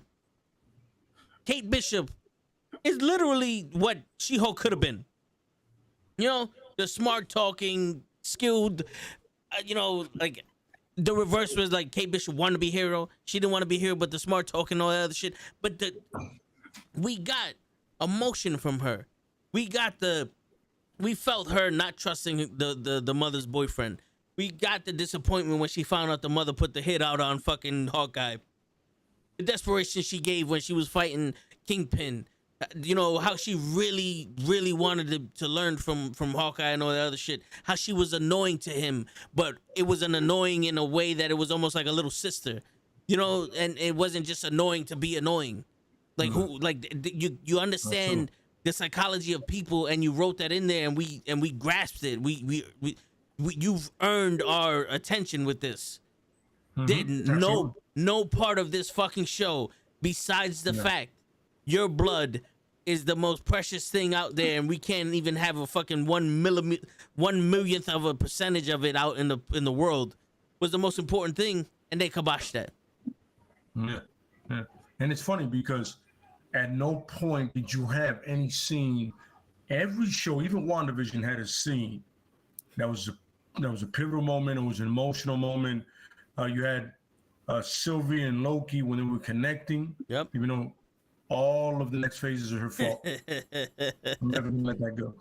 She-Hulk is her fault. Then you had Cap and Bucky in their moment, and not the moment where everybody like that big speech.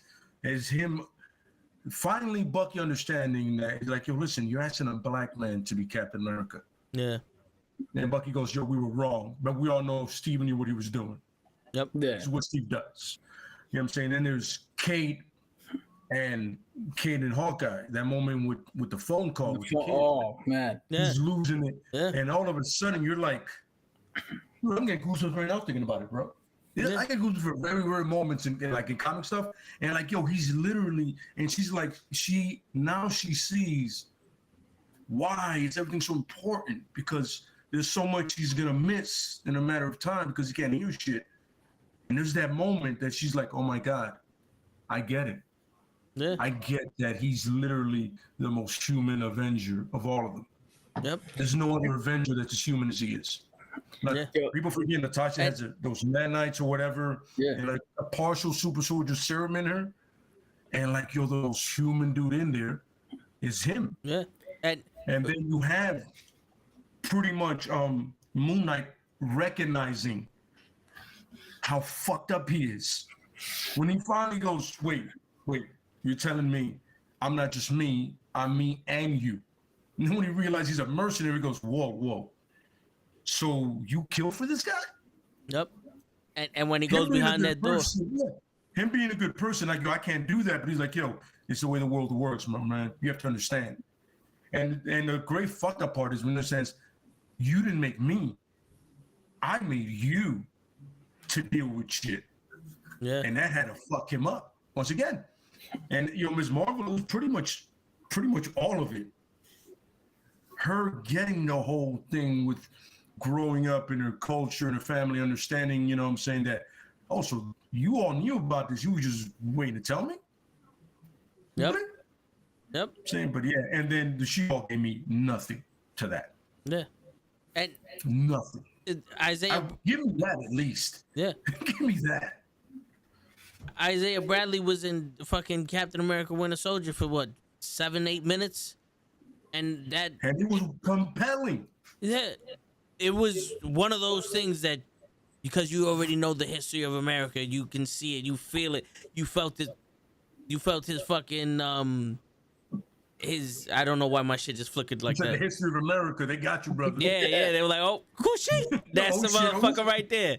You know what I'm saying? Like, you felt his pain, and you felt his resentment, and it was like, for a moment, you know something? You're one of those that if some shit happens, we're not gonna ask why you're not gonna step up and save the world. Absolutely. You don't need to. When he tells Bucky, you can't just change who you are like a switch. He's like, yo, and he's not only talking about Bucky, he's talking about America as well. A lot of people don't get that when he goes, yo, you can't just change who you are like that, bro. Look what happened to me, 30 years, all this shit, you know what I mean? Yep. You really think it's that easy to change some shit, bro? That shit takes time. All the time in the fucking world, dude, guys. You don't change like that, bro. I remember when I saw that episode, I was like, yo, this is a lot deeper than people think, brother. Yeah. He was like, yo, you don't change like that, brother. The nation doesn't change like that. And at the end, that's when Sam did his speech. You know what I'm saying? But Bradley started that whole shit, especially with Buck. He was on some, yeah, bro. See, but that's the thing is, look how in depth we're getting about these shows. Even WandaVision, when she finally realized, what the fuck am I doing? And when she kept telling her you're gonna be a Scarlet Witch, and all of a sudden, in the multiverse of shitbag, she does become her. Yep. You know what I mean? But there's always that moment that keep on. You're like, yo, can I have at least that? Can I feel for She-Hulk to the point? And we're all very protective of Jen, but can I be protective of She-Hulk as well? Yeah. Please. This is who I read. Yeah. Yo, you know what I want to see? There's a moment in episode 1 where Jen's about to go into court. And she's like, oh, yeah, I know you're not going to be interested in this until you find out what the fuck happened. Right? Yeah. So we see that when we come back, she turned around and goes, and I was right, and walks off. It's like, oh, it's a lawyer show. I want to see what the fuck she was talking about from when she left Bruce to that moment. That's the show we should have got.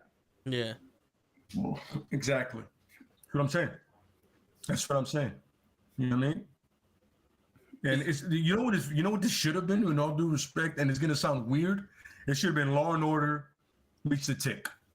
You know how confident the Tick is? Yes. In his shit? Yo, it's borderline dumb. This should have been Law and Order meets the Tick. And if anybody thinks I'm wrong, watch the Tick TV show that was fucking amazing with the guy who does Joe Swanson's voice for Family Guy. Yeah. He was in a show called Rules of Engagement. Watch that and tell me if you mix that with a law show, that can't be She-Hulk. Just make the main character less oblivious to life. I'm saying I could be wrong, but I think I might be right. Yeah.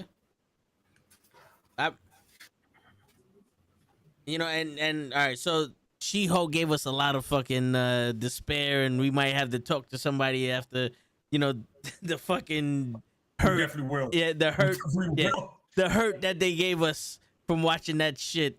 Hopefully Wakanda Forever is better than this shit, and Black Adam is a palate cleanser. We'll call it that. But let's talk about the main topic of today. Let's get into the main Yes, event. sir. You know what I'm saying? Sure. Let's study the mind of these people if they would actually get help. And you know what? The more I actually dug into these characters, and the more I tried to put myself in the place of a psychiatrist and try to get questions to ask you guys so you can answer on behalf of the characters, the more I realized this shit is a lot more fucking difficult than than it seemed to be. You know what I'm saying? Because it's not just Batman never left the alleyway. You know what I'm saying? It's what was his childhood like with his parents? You know what I'm saying? Like when did this start? Did it start as soon as he hit the alley? Did it start after he hit the alley? Like when he was a teenager, or when he was an adult and something triggered it and his mind went straight back to the alley? Like there were questions that the psychiatrist asked you to figure out what's going on. And one of the things was like a lot of the people that go to get them for help is like, I'm not who I used to be. And it was like, well, who were you before all this? And it was like, what caused you to start acting the way it was? And then, you know, it would be like, all right, so what do you want to get back to? You know, and it's just, and I'm like, wow. So how do I pick a character that would fit into these things? Like, you guys have good characters that we could get into this, but in my head I was like, yo, I can't just go Batman. I just can't go this. So I was like, all right, let me see if I can talk about Isaiah Bradley. But Isaiah Bradley was tortured, and like that's something like you don't go to a therapist for that. You get revenge. You know, like you make things right. You know what I'm saying? Like he's learned to live with it, and you make things right. That's not something you can get past. You know what I'm saying? But so I was like, all right, you know, I'll try to get something that's simple, and then just see if we can go that way. Because I know you guys have some good characters, and then maybe we could talk about them, and we'll go deeper into that stuff. So you guys wanna start with yours? I'm gonna let Cap go first because I gotta do something real quick, but I want Cap to go first because I know he's a pretty in-depth and legit, you know what I mean? No, yeah. So I'll be right back. All right. Speaking of which, I wrote a whole fucking thing. I know you can't see it on the screen, but Yeah. wrote a whole thing just so I know key points and all this other shit. So we've talked about this almost as much as we talked about She-Hulk, but I picked Thor, but specifically Thor from the movies, from the MCU.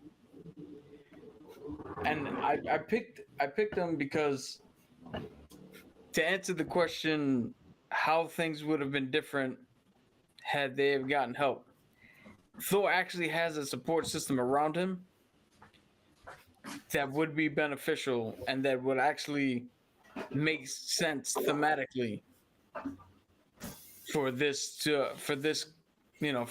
question and topic and all that shit. So in the MCU, Thor is suffering from feelings of unworthiness, PTSD, depression, anxiety. He's got feeling unworthiness because straight from his first movie, he was literally told by his father, Odin, that he cannot pick up Mjolnir until he is worthy. He had been shown to be unworthy. And we see him do with that, and we see him even at the end of Infinity War.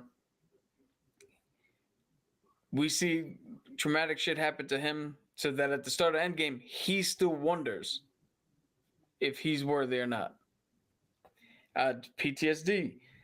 It's the events after the events of Ragnarok, where he lost his home. Then you get the events of Infinity War, where Thor feels like it was on his shoulders and he failed, and half the universe got snapped out.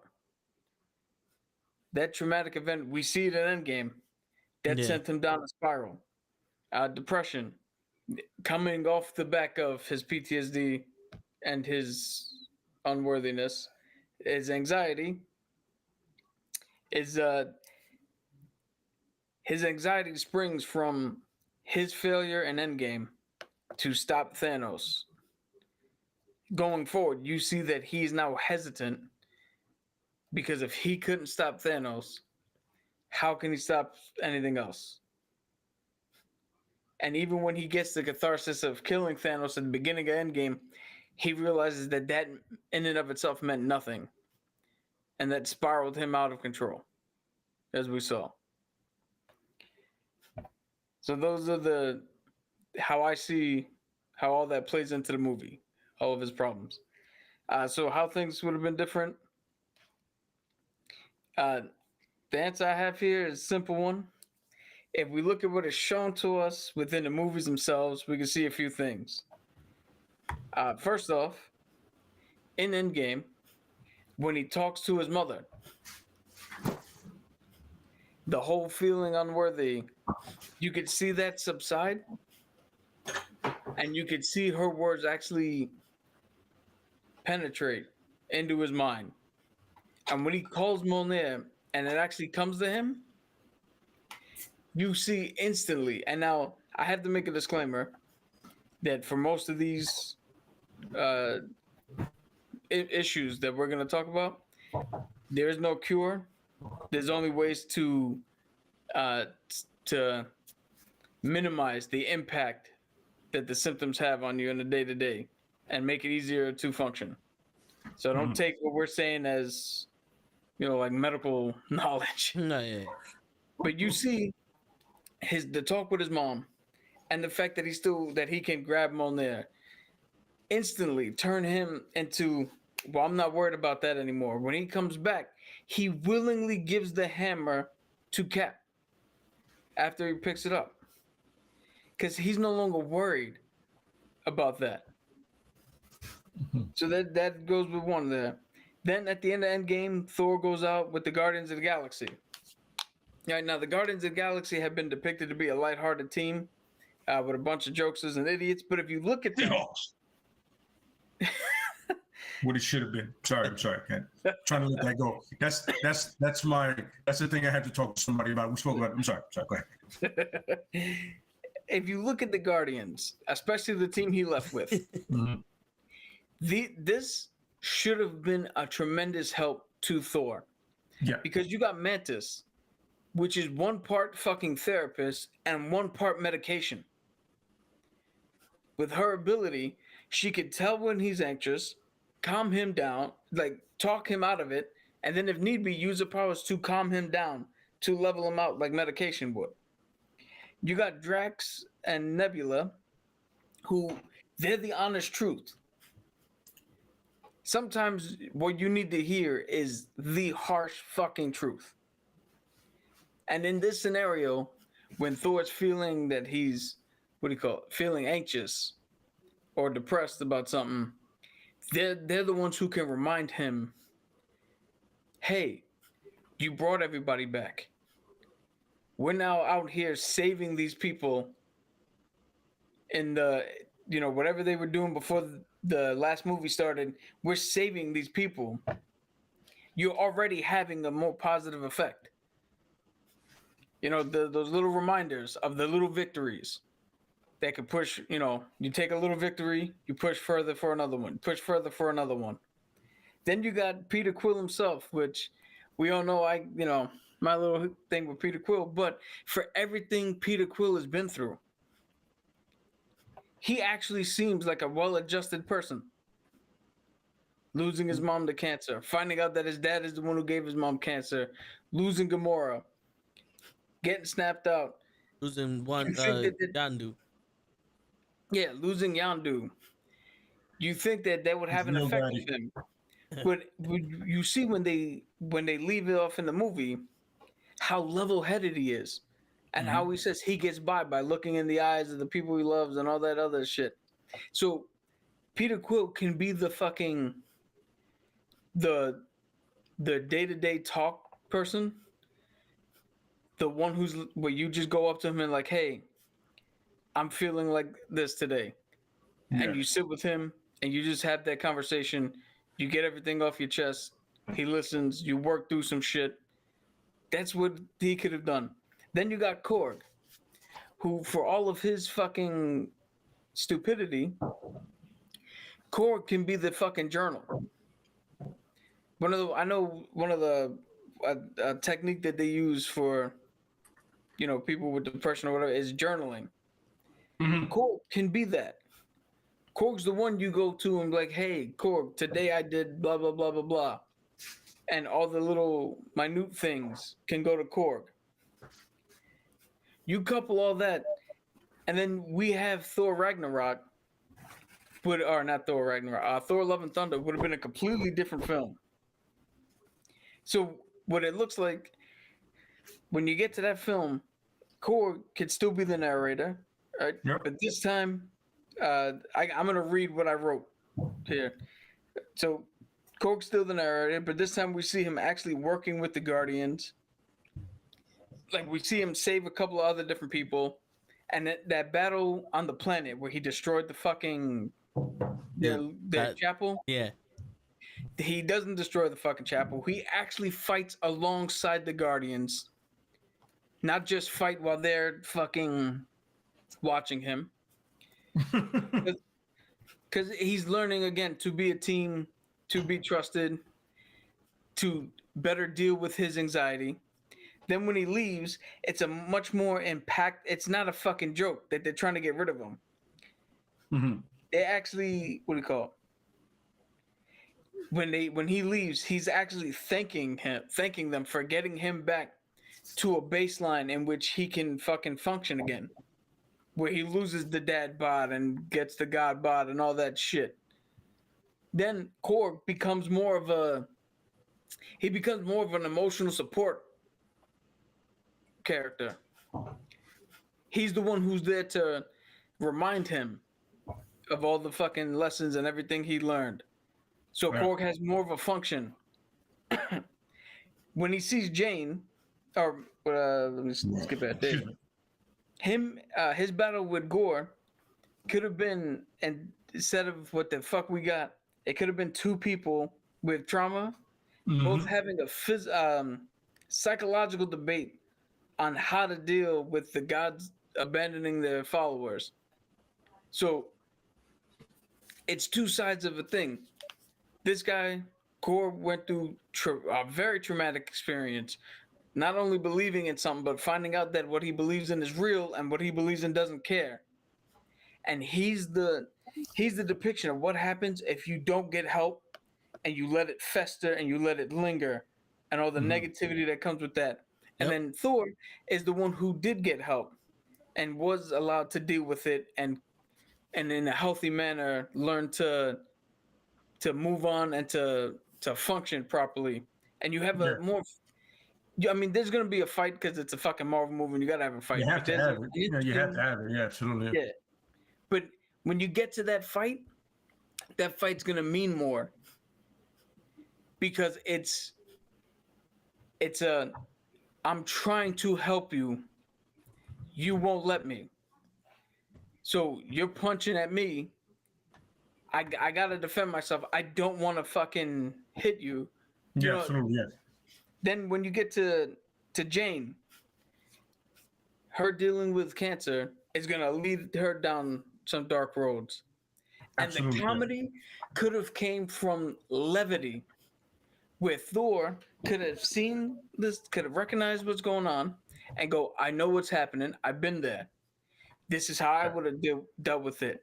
Him and Korg could have put some levity into it, lighten up the mood, get her involved in shit.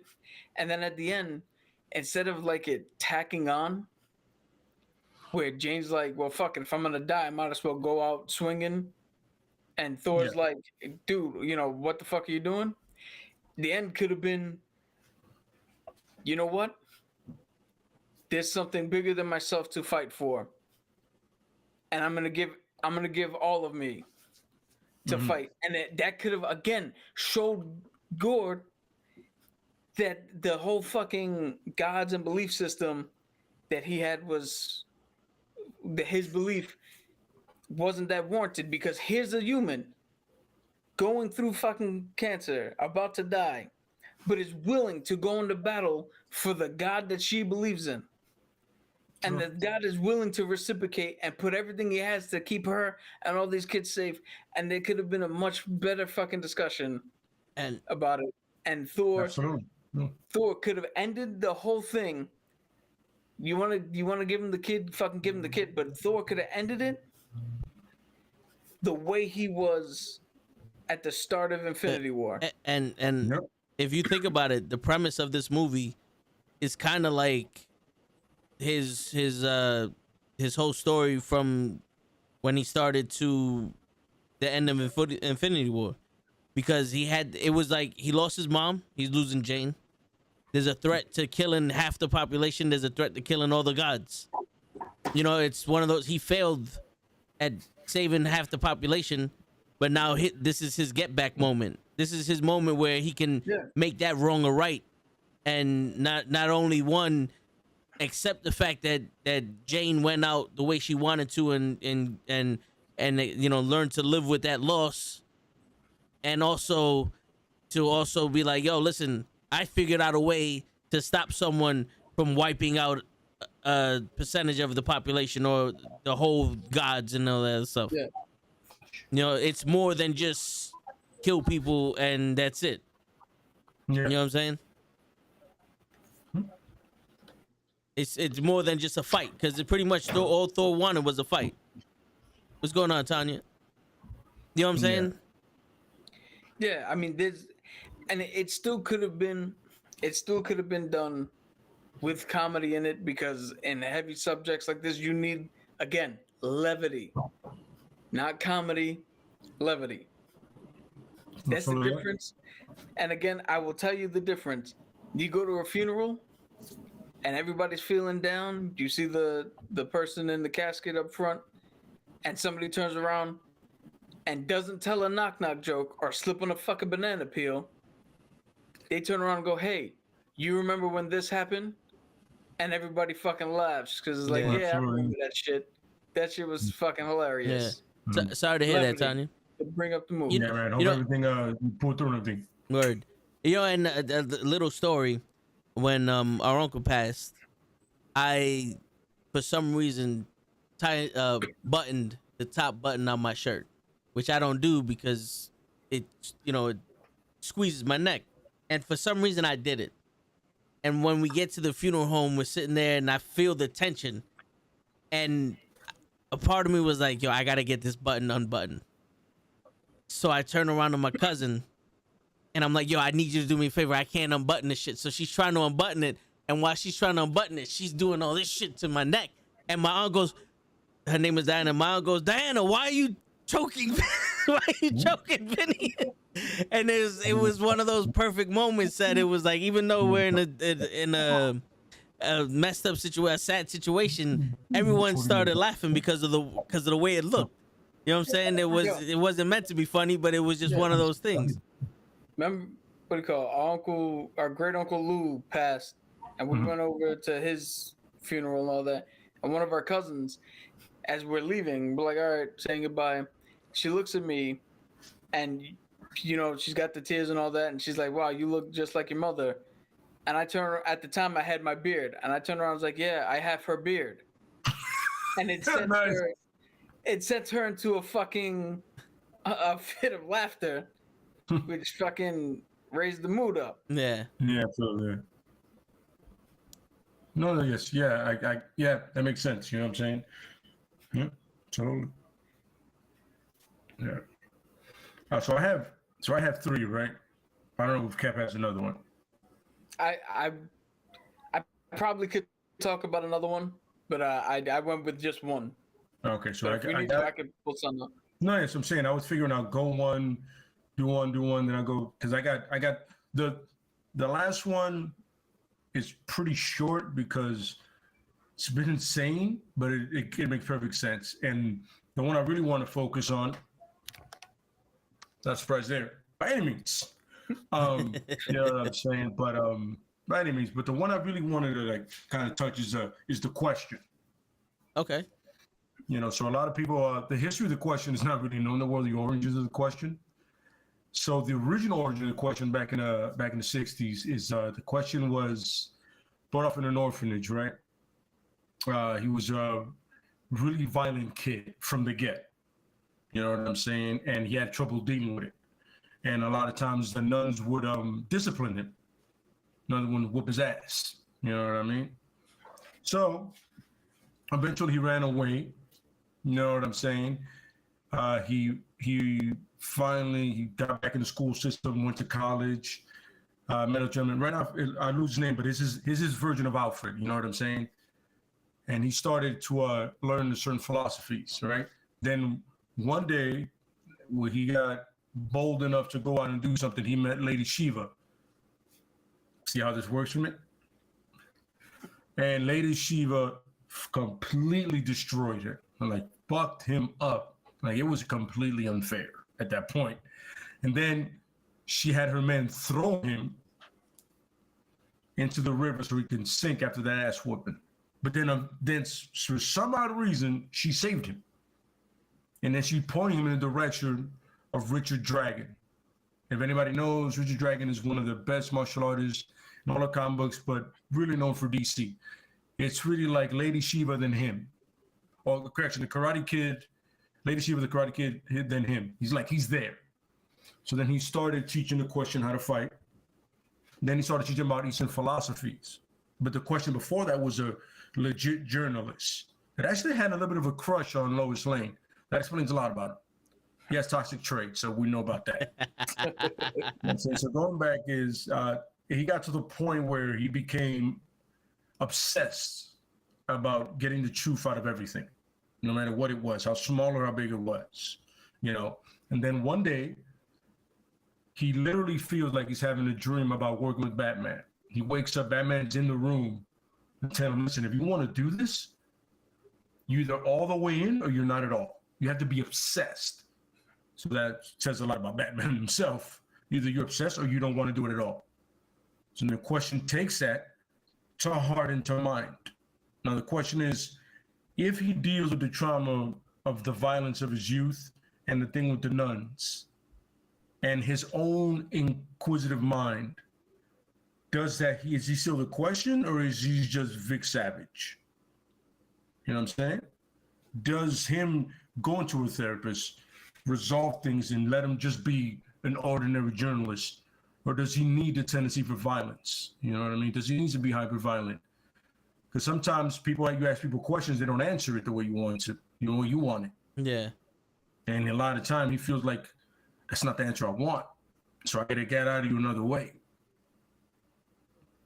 He preferably knows a violent way. Yeah. You know what I mean?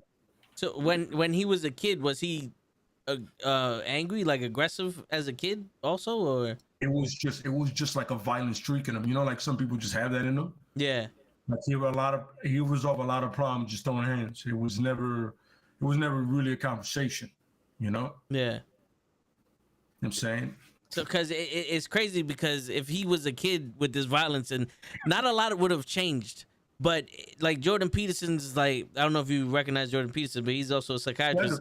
He says that a man that, or someone that doesn't have violence in them isn't considered, like, that doesn't necessarily make them a good person. That just makes them non-threatening.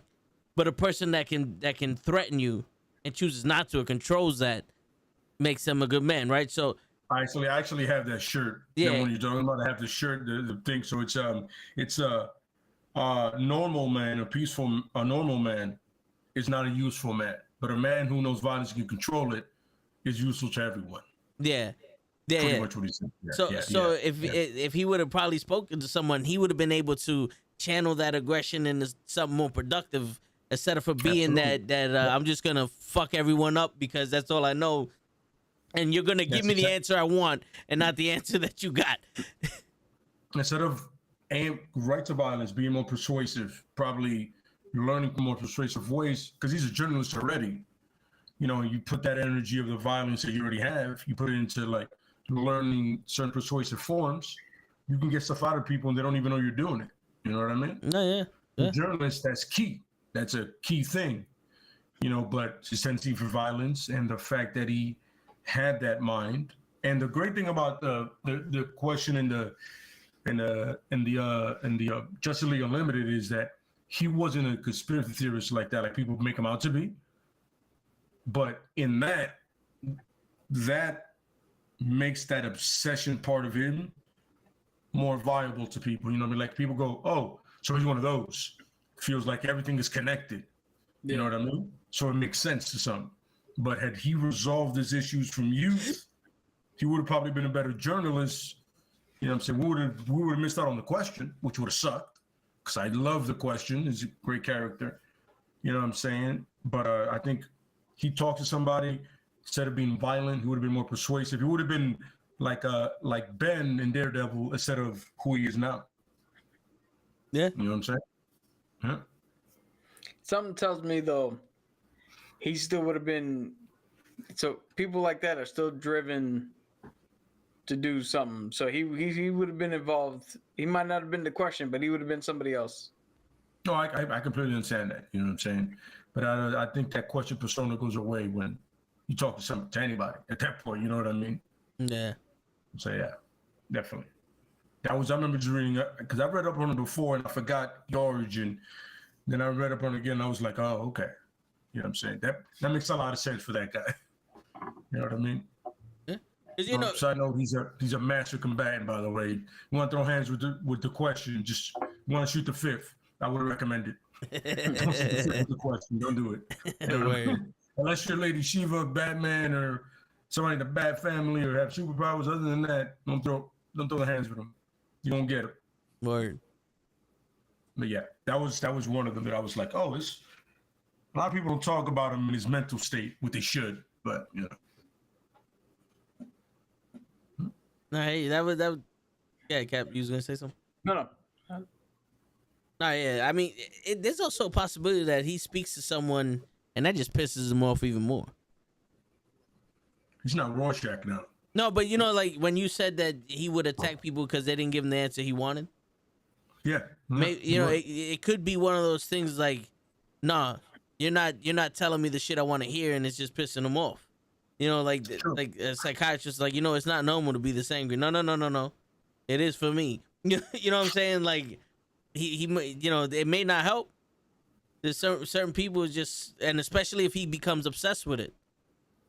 You know, it, like he's obsessed with it, and he starts to notice that he's changing, and it's not like it's affecting the way he was, or he actually liked the way he is.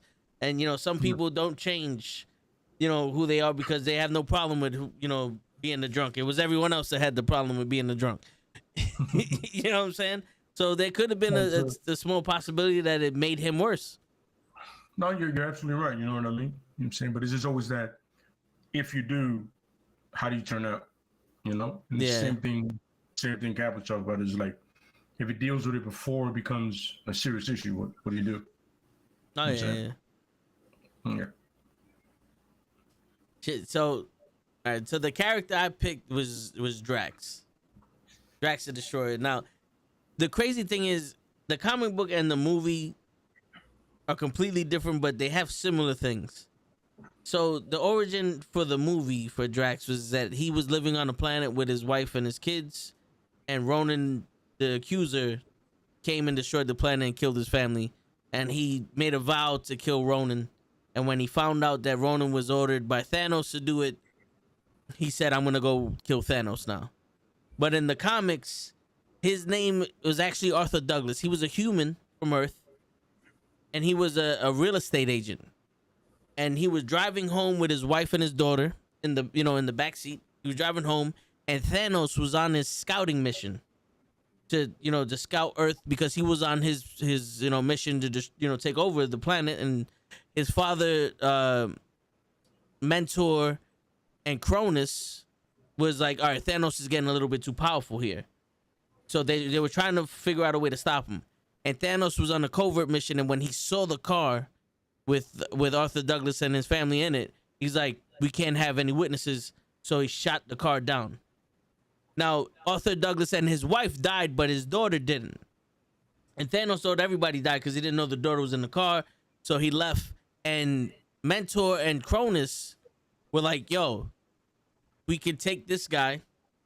We could take his soul and fuse him with the body that we made, the organic superhuman body that we made, and make him the killing machine that we need to go kill Thanos. So when they merged the body and the soul together, they came out with Drax the Destroyer. Now, Drax the Destroyer's motivation was to kill Thanos just because they erased his memory. They erased Arthur's memory of his family and everything. It was just be a mindless machine to go kill Thanos. He went to go fight Thanos. He lost. When he went to go fight Thanos again, Thanos was fucking with him and said, you know something? I'm going to break your spirit and bring your memories back. And Thanos actually brought his memories back, and Drax, instead of breaking, became more powerful because that pissed him off that he was able to remember that you were the one that killed my family and that he actually had a family. And then it drove him to go kill Thanos even more, to the point where he actually was helping Captain Marvel fight Thanos, and they actually stopped him, and they thought Thanos was dead. Now, in the comics, Drax has the power to sense Thanos. He has super strength, and he sensed, like, he was helping Captain Marvel, and they killed Thanos, and then he went to go find his daughter. His daughter was manipulating him, and Iron Man actually, helped Drax stop the manipulation because his daughter was raised by a mentor, and she got psychic powers and all that and other powers, and she was like manipulating him and all this other stuff. They helped him out, but he still wanted to save his daughter from the shit that she was doing to change her. She winds up killing Drax. And when she killed Drax, Thor bring her to Odin to pay for her sins and all that other stuff. But Death, Lady Death or whatever, that's her name, Lady Death? Yeah. Lady Yeah, Death the one that Thanos is in love with. Yes. Lady Death actually reincarnated Thanos to wipe out half of the universe. And because she did that, Cronus used his power to bring back Drax. But when he bring back Drax the second time, it was a stronger body. He was able to fly and shoot beams out of his hands, but he had no memory and the intelligence of a child. It was like every time you come back, you lose something. So he gained more strength and flight in the beams, but he had the intelligence of a child. So when he went to fight Thanos again, all right, so he went to fight Thanos again. He found his daughter, and they were helping Thanos. They were helping each other fight Thanos. Something happened, and the daughter was trying to get Cronus to give him back his memories. And she's like, yo, I'll fight you. I'll die so he could get his memories back. And Drax was like, I'll die to protect my daughter. And when he realized that they loved each other that much, he's like, all right, you know what? I could do that. But something had to happen. So he got his memories back. But at the time, Thanos was fighting the Avengers and Captain Marvel and who's the guy that the gold people made? Adam Warlock. So Captain Marvel actually turned Thanos into granite. And nice. And when Drax got there, he was so pissed off that he couldn't kill Thanos himself. He started fighting Adam Warlock. And that sounds superhero-ish. Yeah. So he was still on that. He wanted to kill Thanos himself. And then something happened. Adam Warlock, they put him in another world. Some shit happened. He died. Yeah, he died again. Yeah, where they thought he was the Hulk. And some happened. He died again. And Cronus needed to bring him back. And that's why he looks the way he looks now with the tattoos. He's a little smaller, but he actually has all of his memories. and he had to help, Thanos, so he was able to put that aside of him and all that other shit. So that's pretty much the story of him. He died, he came back. That's why he changed his powers. He changed his look. It's because every time he came back from life, he had to lose something or something had to change. This motherfucker's like Kenny from South Park. Pretty much, yeah, pretty much. But the only, the only similarity from the movie to the comic books is that his family dies, and he wants revenge for it. And in the movie, he lives in a lot of pain, but he hides it with false bravado and humor, which we take as humor, but he takes as being serious. He's literal. And that's very dry humor. Yes, yeah. So, and that's one of the techniques that the psychiatrist was talking about that people use as like a defense mechanism. So it would be one of those things like no matter how much you ask him or how much you talk to him, he's not gonna give you the answer you're looking for. You're not gonna have that breakthrough unless you figure out a way to mental chess him and shit like that. Mm-hmm. And just fucking in the comic books, there was actually a resolution where Gamora was trying to find the piece of herself that she lost when she was put into the Soul Stone, and she molded two realities together. And because everyone else was fused with two souls, since Drax was already the destroyer and author, he was separated. Because it was like, it was the reverse set because he was already two souls put together. And when him and Drax repaired everything, they was like, yo, do you want to go back to this, this planet and be Drax again and all this other stuff? He goes, nah, I'm going to sit in this universe that was made up so I can have a second chance with his wife and all that other stuff. So now Drax the Destroyer is Drax and not Arthur Douglas. So it's like, at this point, he would have to talk to someone after all the trauma. Yo, this dude's been pulled up. He's been pulled apart more than fucking taffy. Yeah. But if anybody knows how you make taffy, that's what you do. You get the sugar and you pull it. Yeah. So the thing is, like in the movies, if he would have talked to somebody, he would maybe have been able to forgive Thanos. But in the comics, because they gave him the chance to basically erase what Thanos did, I don't think him talking to somebody would have helped him out. No. I think in the contrary, that's instead of looking at it like, oh, talking to somebody wouldn't have helped him out, them giving him that option was the help. That's what I'm saying. Like, if there was no option for that and he had to speak to a therapist, I don't think he would have got help at all. Like, he would have been on kill Thanos every time I see him. Like, there would have been no other option. On site. Yeah. But because it was one of those, like, yo, I can literally erase what happened and restart over, which is basically everyone's fucking wish when they lose somebody or something. They want that reset button. Mm-hmm. And he had nightmares of Thanos coming back and killing his family and all that, but he worked through it with his wife. But I don't, like, in the movies, I think he's more redeemable than the comic books. Especially when you got two gods or two celestials fucking with him. Well, right there, you just said that his wife got him through the nightmare part. Yeah. So at least in some aspects, talking to somebody did help.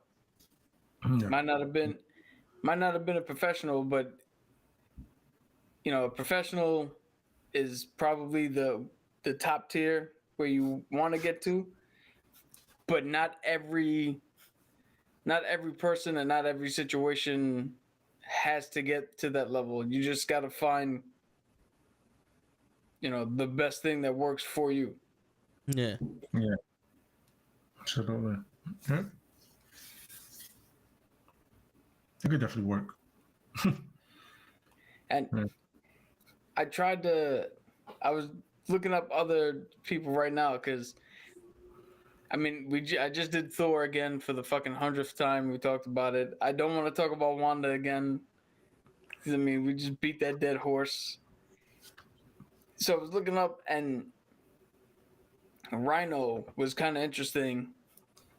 But Rhino only has... So, according to what I read, Rhino has manic depression and...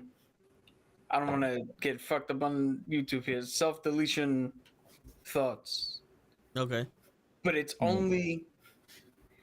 It's weird. It only happened in one issue, one or two issues where that came up.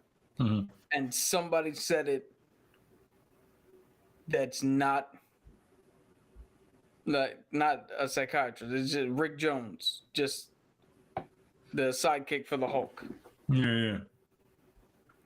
So I was just looking at that going, well, how viable is that for this conversation if it's not really canon to any of the comics and all that? But Spider-Man has been known to help, kind of like the Flash, help out some of his villains. You have Shield has been known to employ some of the villains. And somebody who doesn't get talked about a lot, Doc Samson. Yeah. I always wanted to see him in a Hulk movie portrayed properly. Yeah. You know So what I'm saying? for anybody who doesn't know who Doc Samson is Marvel's version of Samson from the Bible. And I feel like I gotta explain 50 things to get to one thing, but Hey. in the Bible, Samson was given the strength of like 100 men and shit like that. And it all depend on how long his hair was. The length of his hair, the stronger he got. And he had a wife, Delilah. When Delilah found out that God gave him this gift, she betrayed him, and they chopped off his hair. So he lost all of his strength. And like fucking idiots, instead of killing him or something, they literally tied him to 2 pillars and left him there. And his hair grew back. And his fucking strength grew back, and he pulled the pillars down and beat the fuck out of everybody who was there. So Doc Samson is like that for Marvel. He was gamma radiated, and the longer his hair is, the more gamma radiation affects him, and the stronger he is, the faster he is, and all that. But he 100% maintains his intelligence and his physical look. The only difference about him is he's got green hair. And he is a clinical psychiatrist. They use him in the Cube. They use him in the Raft to talk to villains. And he could, in theory, if this storyline were to go anywhere with the Rhino, he could talk through the Rhino's issues of why he's feeling this way, why he doesn't feel that there's a place for him in this world, and maybe with the help of S.H.I.E.L.D., get him to turn around, and instead of being some low-level thug like he normally is, get him to actually be a member of a team. Mm-hmm. Get his, maybe put him on meds if that's required or all that, but get him to be on the good side, as you do in comics, and get him a force for good, and that might actually start turning shit around for him. Yep. Because I believe the Rhino, I think everything goes back to the super soldier serum, but I think the Rhino was in some sort of an experiment. They put him in the fucking suit, gave him some shit, and now he's big and strong. Yeah. And there's something to the fact, even if his issues only stem for one line in one holiday comic book and all that, there's something to the fact that the Rhino is a henchman. Mm-hmm. People only need him or only go to him because he's strong. Yeah. They don't go to him for anything else. Yep. And he's constantly losing because, well, I mean, in comics, villains lose. That's what they do. But if you took that in a little bit of reality, they only want you, people only deal with you because you're strong. You keep losing. So it's very easy to see where you would lose a little bit of self-worth and a little bit of purpose. And if Doc Samson's there and can actually turn that around for him, who knows? This dude, put him on a team with Luke Cage. No, put him on a team with Wonder Man, and who else is a ridiculous fucking and Squirrel Girl, and let them go out there and beat the shit out of everybody. Squirrel Girl, that is ridiculous.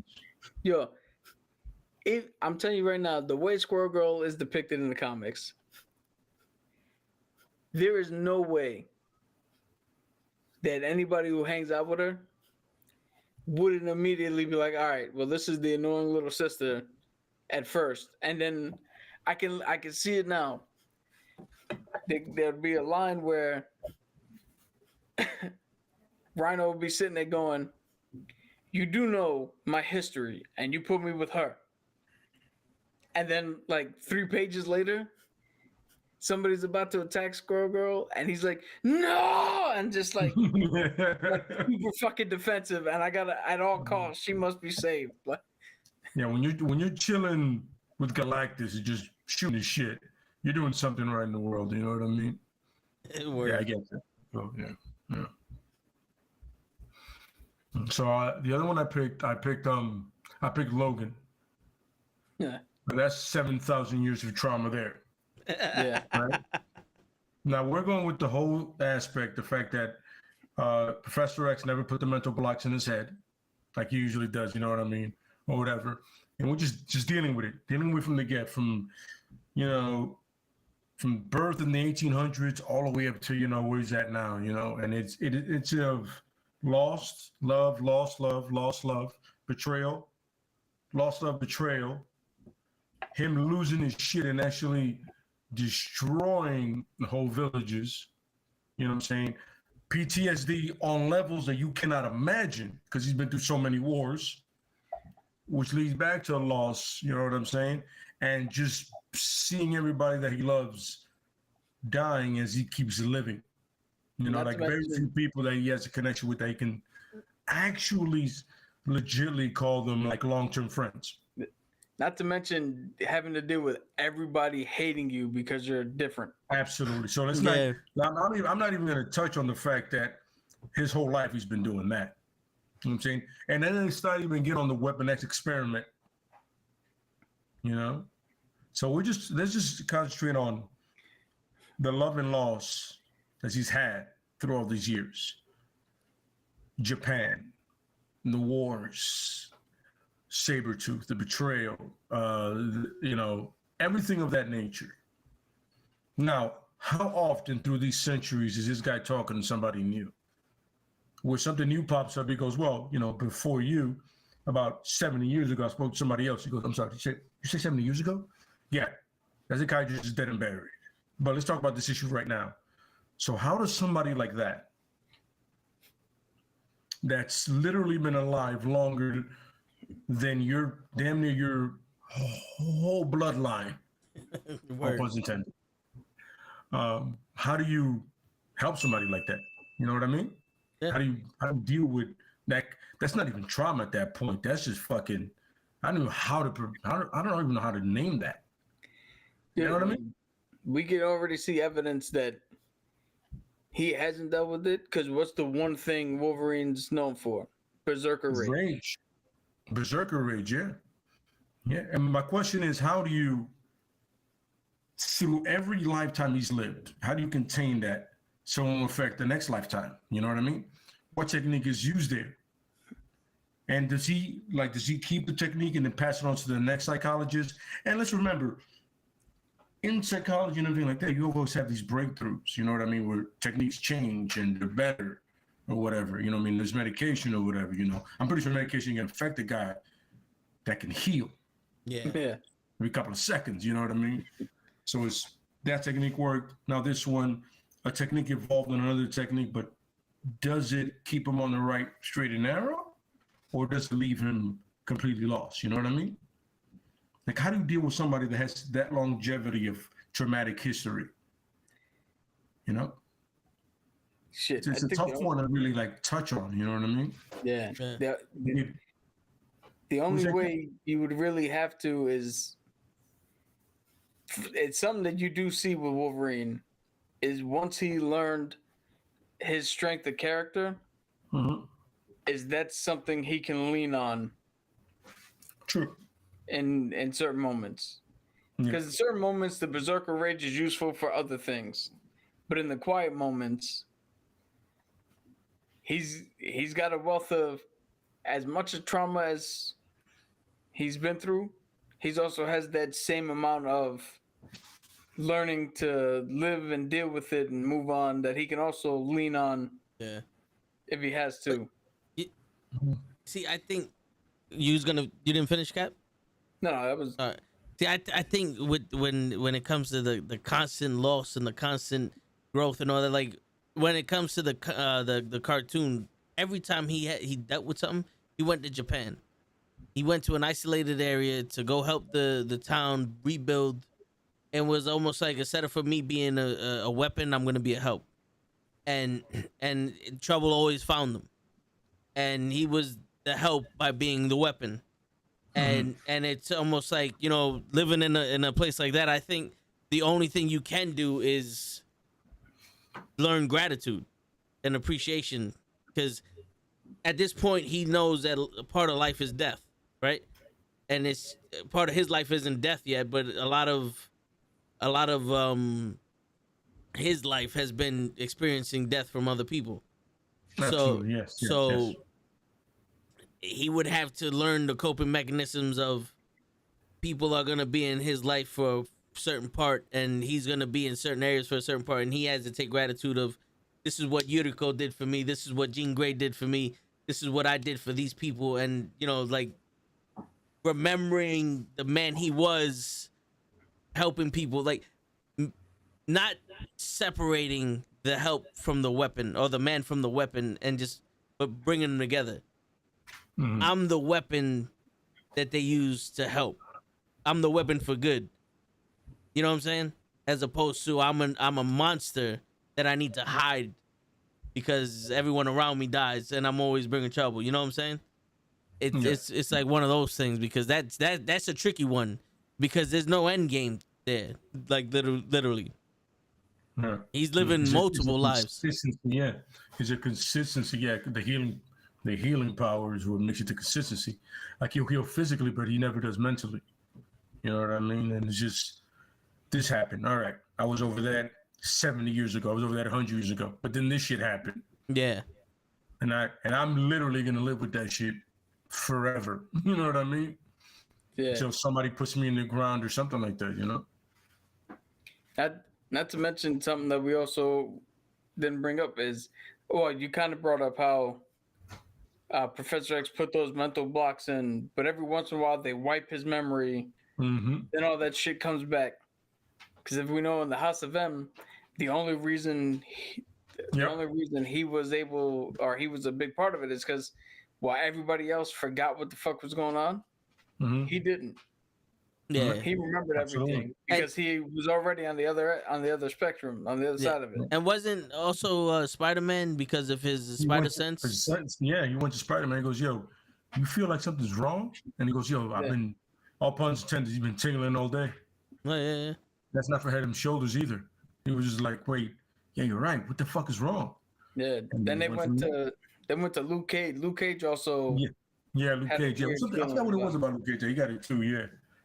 Yeah, Luke Cage, like this is funny. You can do an episode on superheroes and hidden powers that they never use. You know what I mean? That they never ever use. Like the Hulk can see Ghost, which is crazy. You know. You know, pro wrestling. What do you think, bro? All right, he goes. You know, Wakanda has vibranium. Do you think Logan might have animanium, and that's where the weapon next program gets it from? Well, his clause is animanium. Yeah, so he's saying that Wakanda has vibranium. Yeah. And where Atlantis is what the fuck it's supposed to be called, that they have adamantium. Okay. So that's potentially what that ship is looking for. Adamantium? Yeah. Okay. And he thinks that Wolverine might be schizo? I don't think he is, because I don't think Wolverine has I don't think he No, shows that. I think he definitely some sort of PTSD, definitely anger issues. Yeah, absolutely. Yeah, If we were gonna diagnose him, which again we're not professionals, so Yeah. don't take us Yeah. too seriously. But What's also, up, bro? do you think he has also survivor's guilt? Yeah, of course. For a little, yeah, Of definitely. course, yes, of course. He's Especially when outlived it comes to almost like everybody. Dakin's mom. Yeah.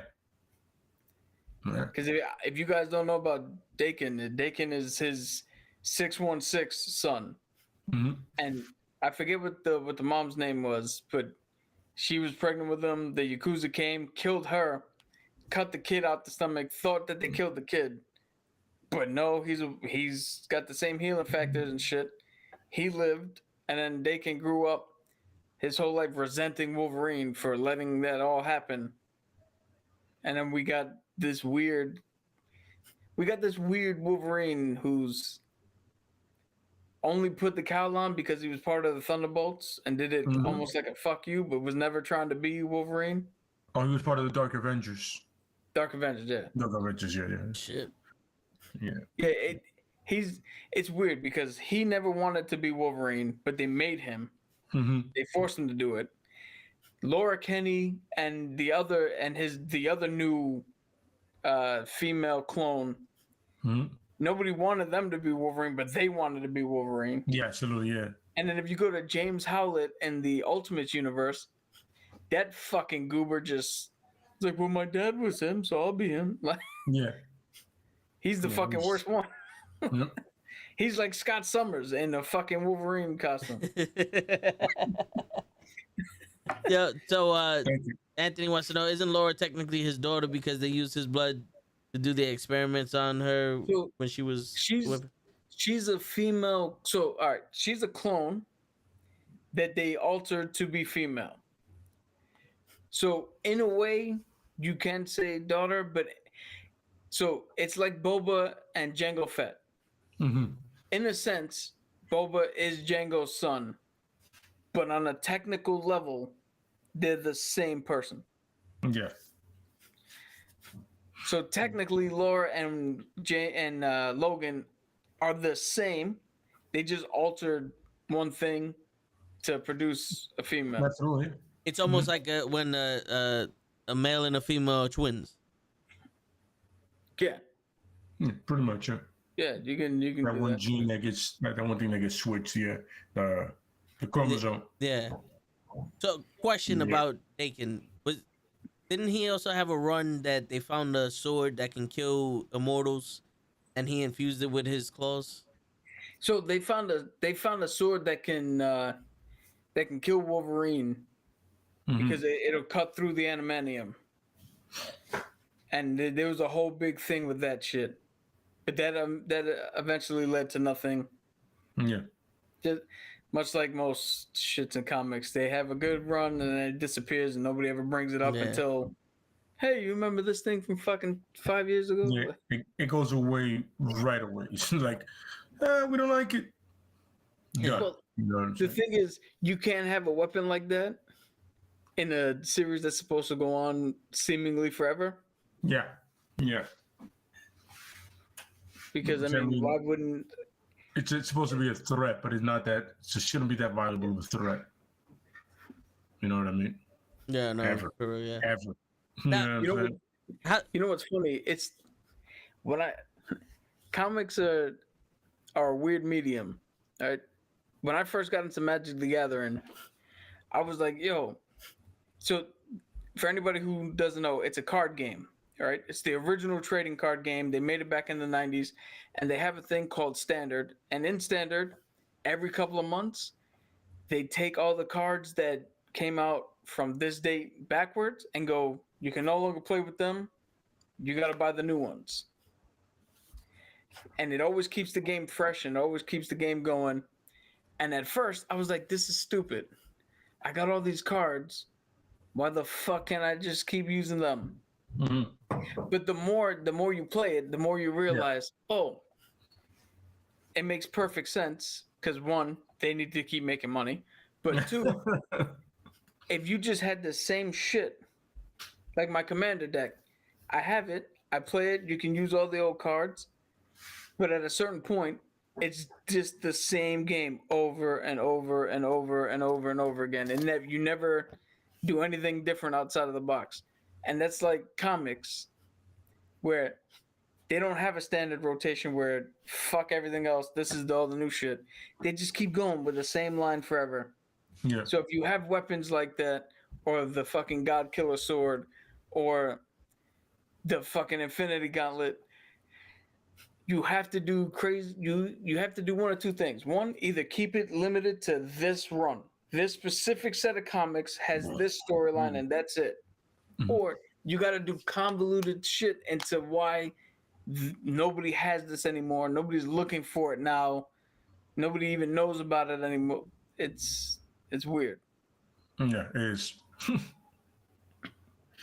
Like the Infinity Gauntlet and shit like that, shit that could rewrite reality and shit like that. You're just like, well, that should be able to fix everything, right? No, there's always a catch to it. Yep. There's always a catch to it. This is always something that's like, well, this is flawed, but you just named it the perfect weapon. But it's flawed. What? Whoever holds it is flawed. So the weapon works, but the idiot holding it is not working it properly. Yeah. Bring instruction manuals, brother. Break it down to me. Let me know how it works. For real. You know what I'm saying? That's it. It's the same reason why the Death Star needs one place. If you hit it, it fucking blows up.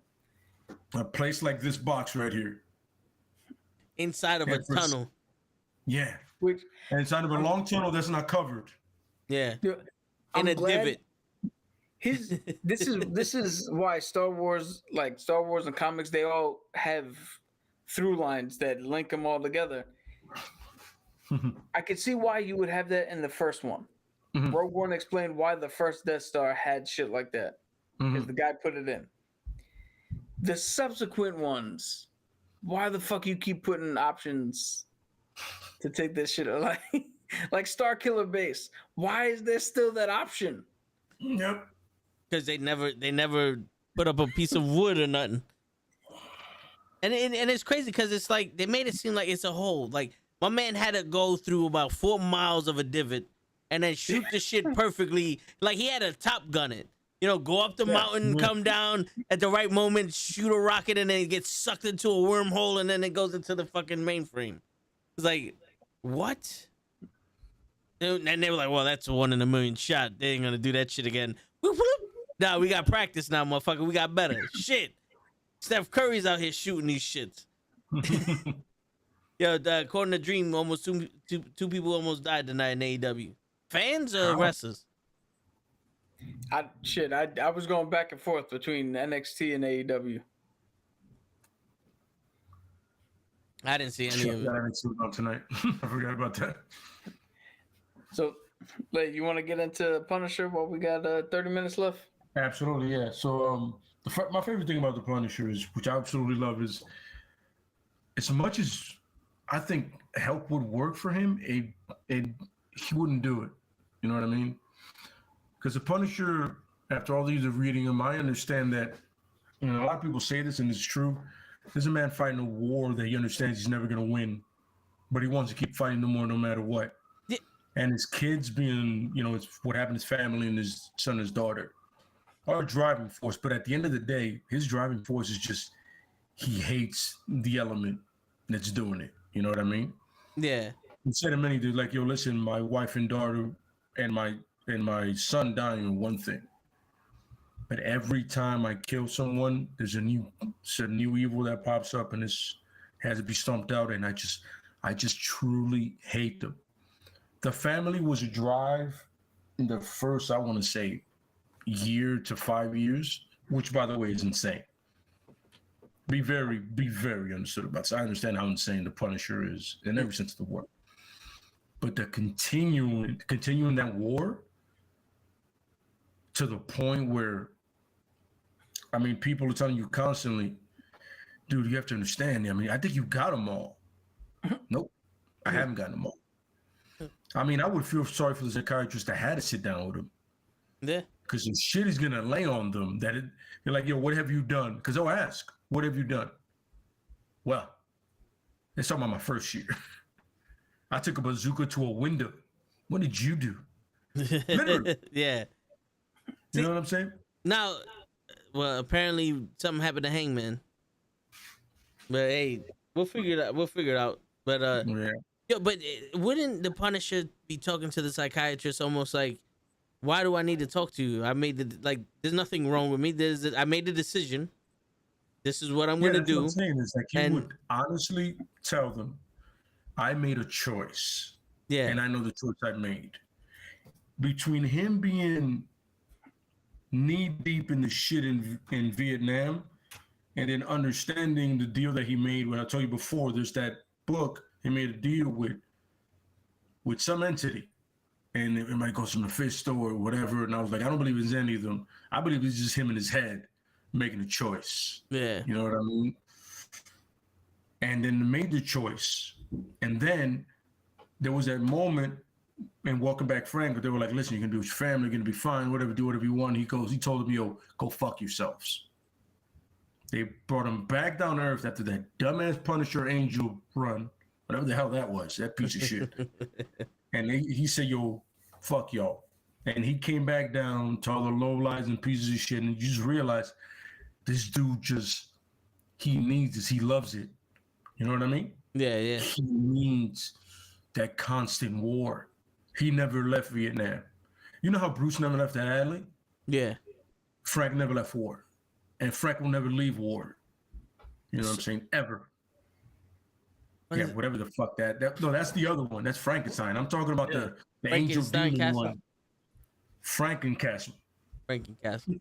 Yeah, that's when they were just getting stupid with it. They didn't know what to do with him. Yeah. You know, it took Garth Evans, and it took by the way, he wrote The Boys as well, so that tells you how disturbed the guy is. Word. And it took Tim Bradstreet to really bring him back with the art and everything back to Punisher's about. But the Punisher would like entertain it, right, and speak to them. And by the time the psychologist is like in year 2, they're like, yo, I can't do this shit anymore. This dude is not with us. No, yeah. Real quick, Dream, we're talking about comic book characters that have issues, and if they were to speak to a professional, if that would have changed anything, or, you know, if they would have benefited, not benefited, or anything like that. We spoke about Drax, Thor from the MCU, Punisher we're talking about now, and the question and Logan. Yeah. To go off of what you said when you asked would a psychiatrist even sit down with him, I think you would have to figure out why he made the choice. Because if he's just a man who can't stand these evils being done to other people and is trying to snuff him out, that's different than somebody who has survivor's guilt and is just going until somebody can take him out. But absolutely. So there's a part of this the story that we're missing here is, didn't he try to have the law, you know, do its job, and they got off scot-free, and that's when he was like, yo, the law is no longer right, I got fucked over by, I'm gonna take the law in my own hands. Like him being a soldier, right, and him understanding how things work, he was like, all right, listen, I'm gonna let the law do its thing. And then he realized how corrupt everything was. He goes, then I got to deal with these people myself. I have the skills. I definitely have the armory. You know what I'm saying? Yeah. And see, now the psychiatrist would definitely be needed because in the same token, Heroes for Hire, they do the same thing. Daredevil does the same thing. Batman does the same thing. Rage, Night Thrasher, they all pick up where the law fails. But now Castle takes it not even an extra step. That motherfucker takes it a fucking mile. Absolutely. An extra mile. Well, absolutely. Because it's like, like he's Judge Dredd. Like, you're gonna get off anyway. I gotta kill you. Yeah, but the problem is where Judge Dredd is from. He's sanctioned to do it by the law, the country, the mega city. Punisher's not. And it's funny. There's a great thing in the Welcome Back, the Punisher Max series, which is I love to refer to because it's great. where he has a cop that feeds him information called Soap, right? And Soap and this other woman are part of a Punisher task force, which is really just made to shut up City Hall. Like, we have a task force for them to stop the Punisher. They don't take it seriously because cops love the Punisher. They feel like he makes their job easier. So at one point he goes, "Listen, Frank, I feel like you did everything you need to do. You got the people." He goes, I want you to understand something. So don't ever think you know me. What you call the law isn't real. Where your law stops, I start. That's where the actual work gets done. Now, you can easily walk out of this car and never talk to me again, or you can actually make change in this city. And he's always in New York, by the way. Most of the time he's in New York. Like, he goes to different places. You know what I'm saying? So it's your call. And there's another great episode. And there's another great thing in that when he goes, Giuliani thinks he cleaned up the city. He didn't. He just pushed everybody out of Manhattan. They're in the Bronx, they're in Brooklyn, they're in Queens now. He didn't do anything. Whatever that politician think he did, he failed. I know where the trash is. You know what I'm saying? So the social commentary, but it's also him just, you gotta understand. There was one point where Daredevil speaks to him on the rooftop. He's like, "Yo, what you're doing isn't right." He goes, "All right, but if you want to stop me, put one in my head." Back of my head, like that chain you've seen in the show. Yeah, when they tied him up. And the Daredevil clicks it and shoots, and he is empty. He goes, and the Punisher's like, "Yo, that's the spirit." It still kills the guy. You know what I'm saying? He goes, "That's the spirit. That's what I need from you. Because if you want to stop me, you're going to have to kill me." And you know that. He told Spider-Man, Wolverine that. But him and Wolverine have this like mutual respect kind of thing going on. And Spider-Man, he just loves using Spider-Man for his skills. You know what I'm saying? At one point, the Russian got upgraded and he used Spider-Man as a shield because he could take the punches. Then he could kill him. He was like, "Yo, we teamed up. You did great, kid." But he knows how tough he is tactically. But also, when you come to Civil War, he killed anybody that fucked with Spider-Man because he knows that he's a kid. And he knows what he's trying to do is right. He just thinks he's going about it the wrong way. You know what I mean? That's why he's never killed Daredevil. Yeah. He goes, "Yo, dude, I get you. But I think you're just a little weak-minded." It's like that conversation he had on the roof in the season 2? Absolutely. It's like we do the same thing. It's just when you put them down, they get back up, and when I put them down, they stay down. Yo, one aspect that we haven't brought up, but clearly he's probably at this point a little psychotic. Oh, no, Clearly not he's really. got trauma. He's also got, I would say, he's got an obsessive compulsive. Oh yeah. Aspect. Because I don't think he can go a day without killing somebody, doing something. Yeah, absolutely. Like as much as he tactically plans and does everything he does, there has to be some kind of justice dealt that day. I'm talking about he's planning for 12 hours. When it hits one, he's going out there and he's taking out a mugger. He's taking out a drug dealer, you know what I mean? A rapist or somebody that just got off scot-free. You know what I mean? Yeah. Like somebody has to answer for something at one point. Or in today's day and age, with the new way the world works, somebody with an unregistered lemonade stand. Well, yeah, apparently that's a thing now. But that would be mostly in LA. But that's the thing now. Well, what? But my thing is there has to be something for him to do. You know what I mean? And that's why he's gone to places like LA, South America, and and even across it. I remember once there was a comic run where S.H.I.E.L.D. needed him to go to Russia to save a kid, right? He wound up killing more people. And he did save the kid, but he wound up wiping out about 100 people before he got to that point. And He she just- was like, we told you to save the kid. We didn't tell you to kill anybody. He goes, hey, the specifics mean something. Like his relationship with Nick Fury is some real disrespectful shit. The only reason Nick Fury takes half his shit because he knows if he needs him for something. I go, yo, I need somebody. Like I said it before. Nick Fury said, yo, if the Hulk was on one end of that area and the Punisher was on the other end, the Punisher would get to where he needed to go first. Just because he's that good. Yeah. You know what I'm saying? It's like the Punisher landed in Russia and just fucking started shooting people. Where's the kid? Pop, pop, pop, pop, pop, pop, pop, pop, pop. Oh, there go the kid. He went through the Russian mob first, right? Did as much damage as he could there, then went to ex-KGB agents, then finally got to the kid. Just because he had some people he had to deal with that he knew. You know what I mean? Yeah. Yo, and just think, we watched an episode where John Walker took his shield and smashed the shit out of somebody, and everybody went, he can't be Captain America. Mm-hmm. But in Civil War, Nick Fury said, hey, Frank, here's the fucking shield. You're my nominee. I remember when I read that shit, I was like, no.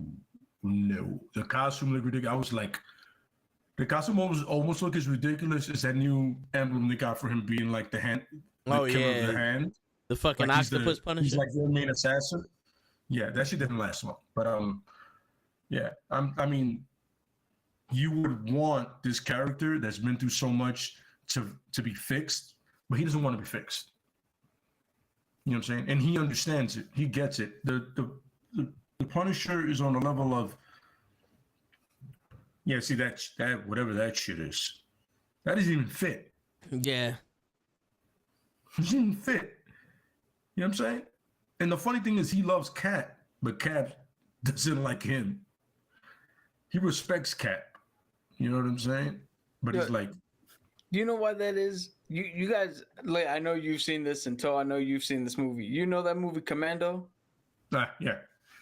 So you know how at the end of Commando, Arnold goes to the island place and kills everybody?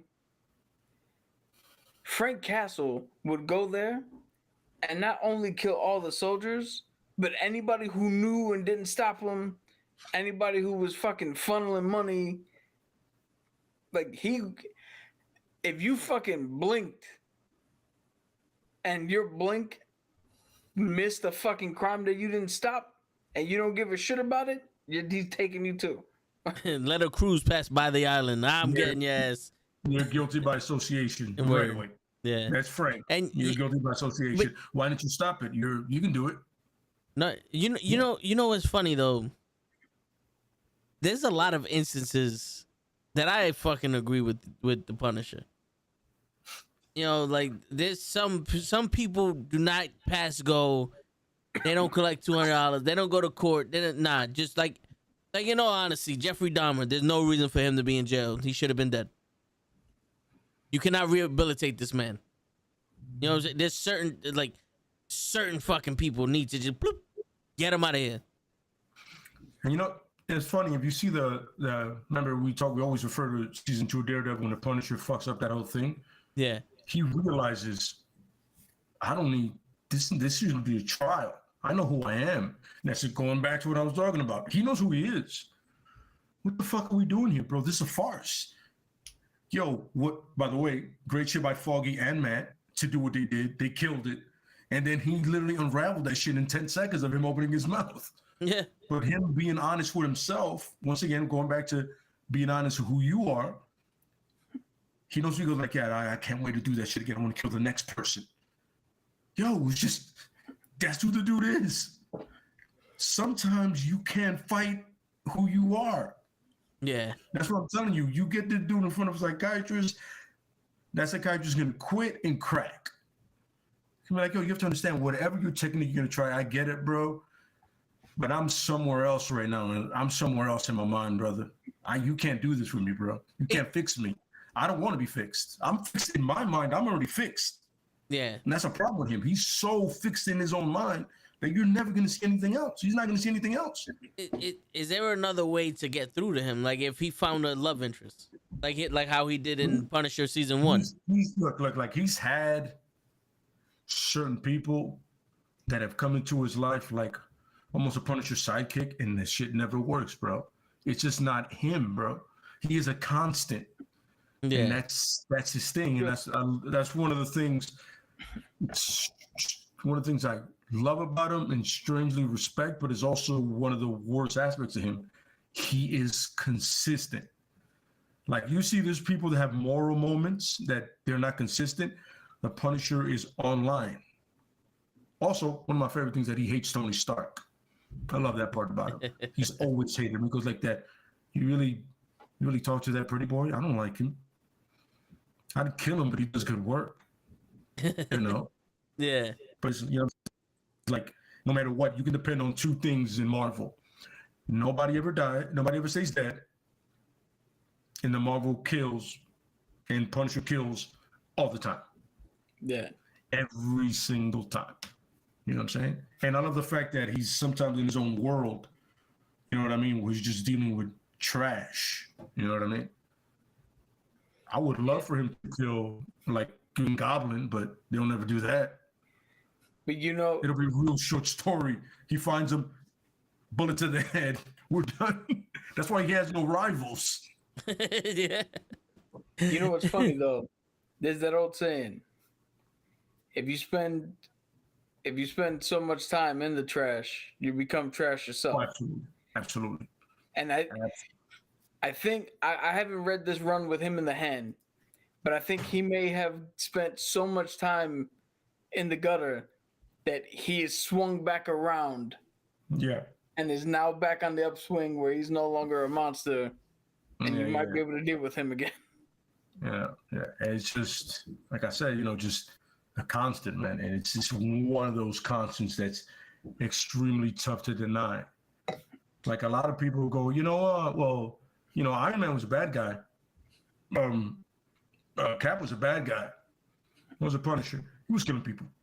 So does he know right? Like, literally killing people. Does he know like right from wrong? Like, would he be able to be like, you made a like mistake, and like if a kid stole a candy bar from a store, he's not gonna shoot that kid in the face. Okay, so I'm gonna clarify this.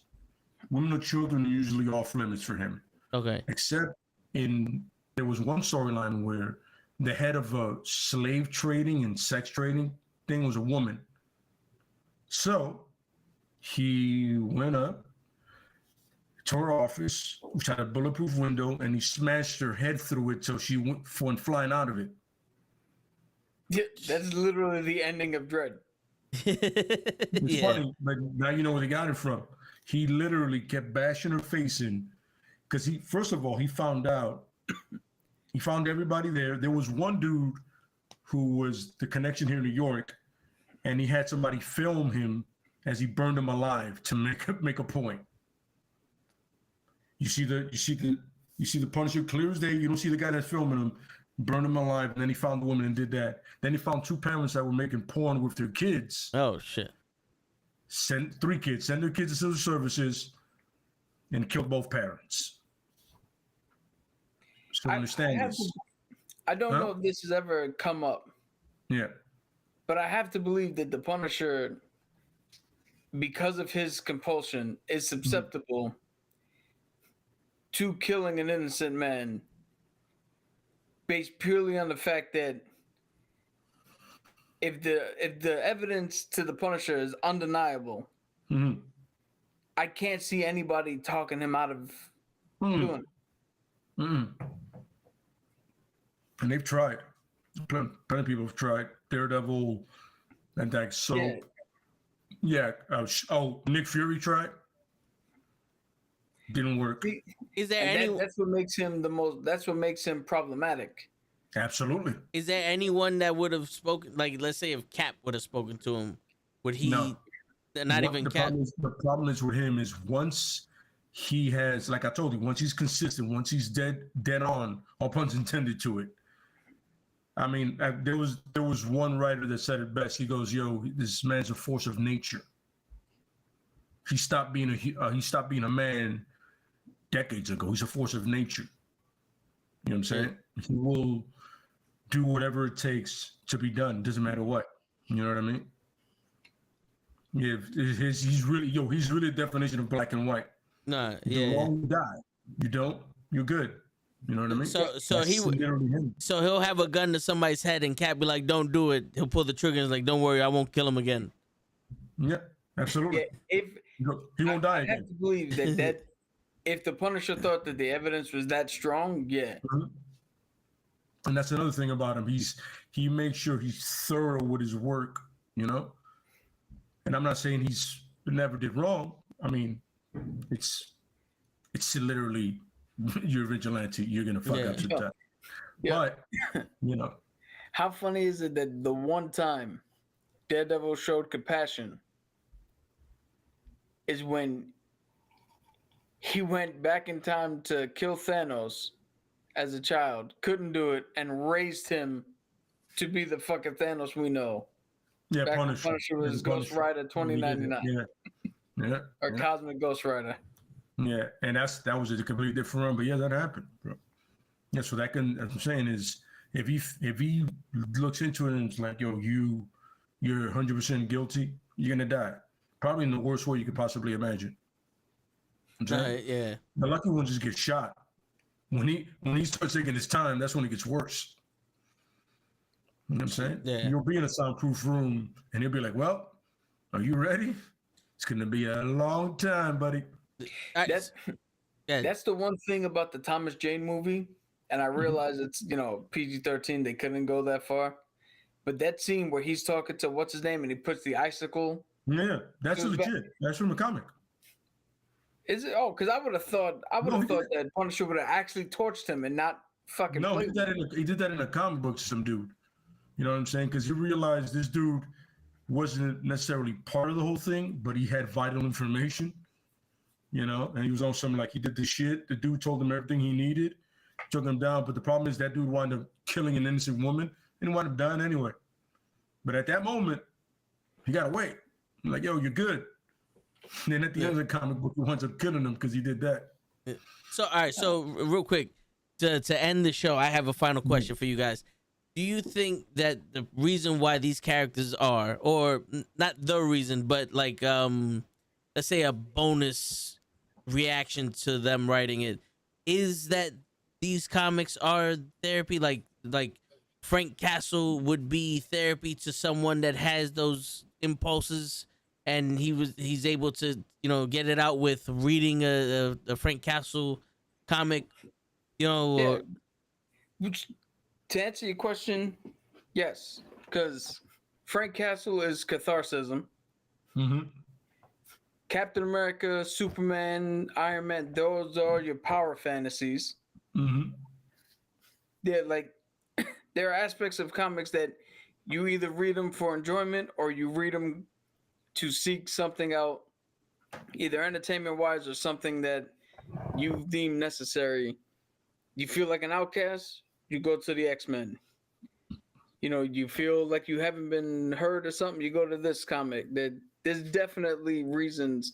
It's the same reason movies are so popular and like slasher films. Yep, absolutely.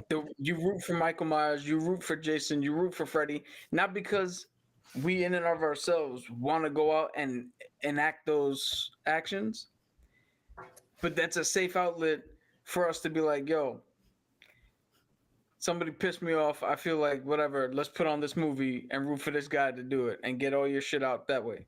Absolutely, yeah.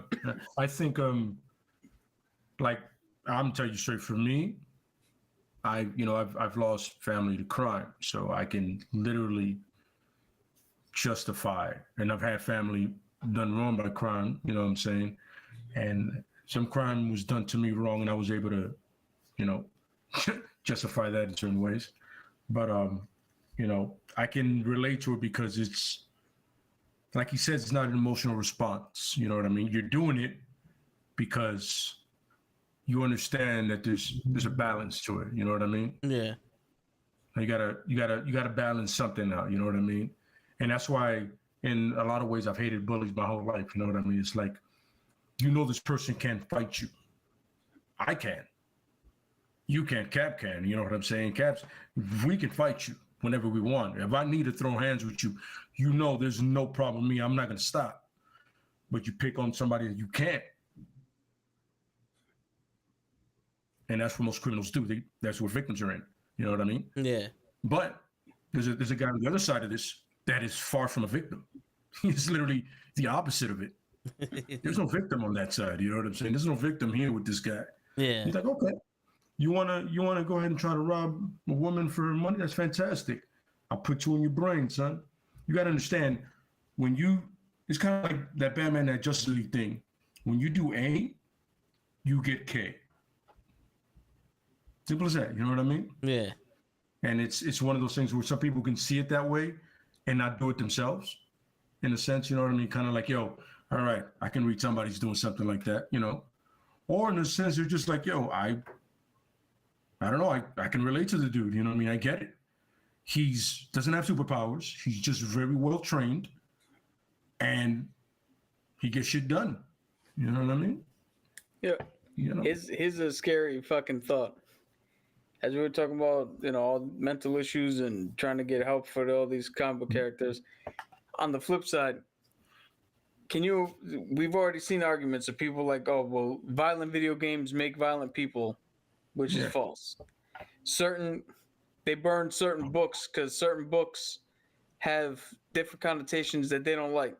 Mm-hmm. Can you imagine if we lived in a world where there were no outlets, where there were no outlets to healthfully and safely, Absolutely, like, you know, vicariously through other means live out certain shit? This world would be fucking. Well, think of the Wild West. You insulted me. The Wild West Meet me wasn't out. exactly No, what they but, talked about. but I'm saying, just think about it. Like, you insulted me. Meet me outside at dawn, and we're gonna kill each other. You know what I'm saying? So it's like I understand what you're saying. Yeah. Yeah, like if you don't have that outlet, you're gonna make the outlet one way or another. Yeah. You know what I'm saying?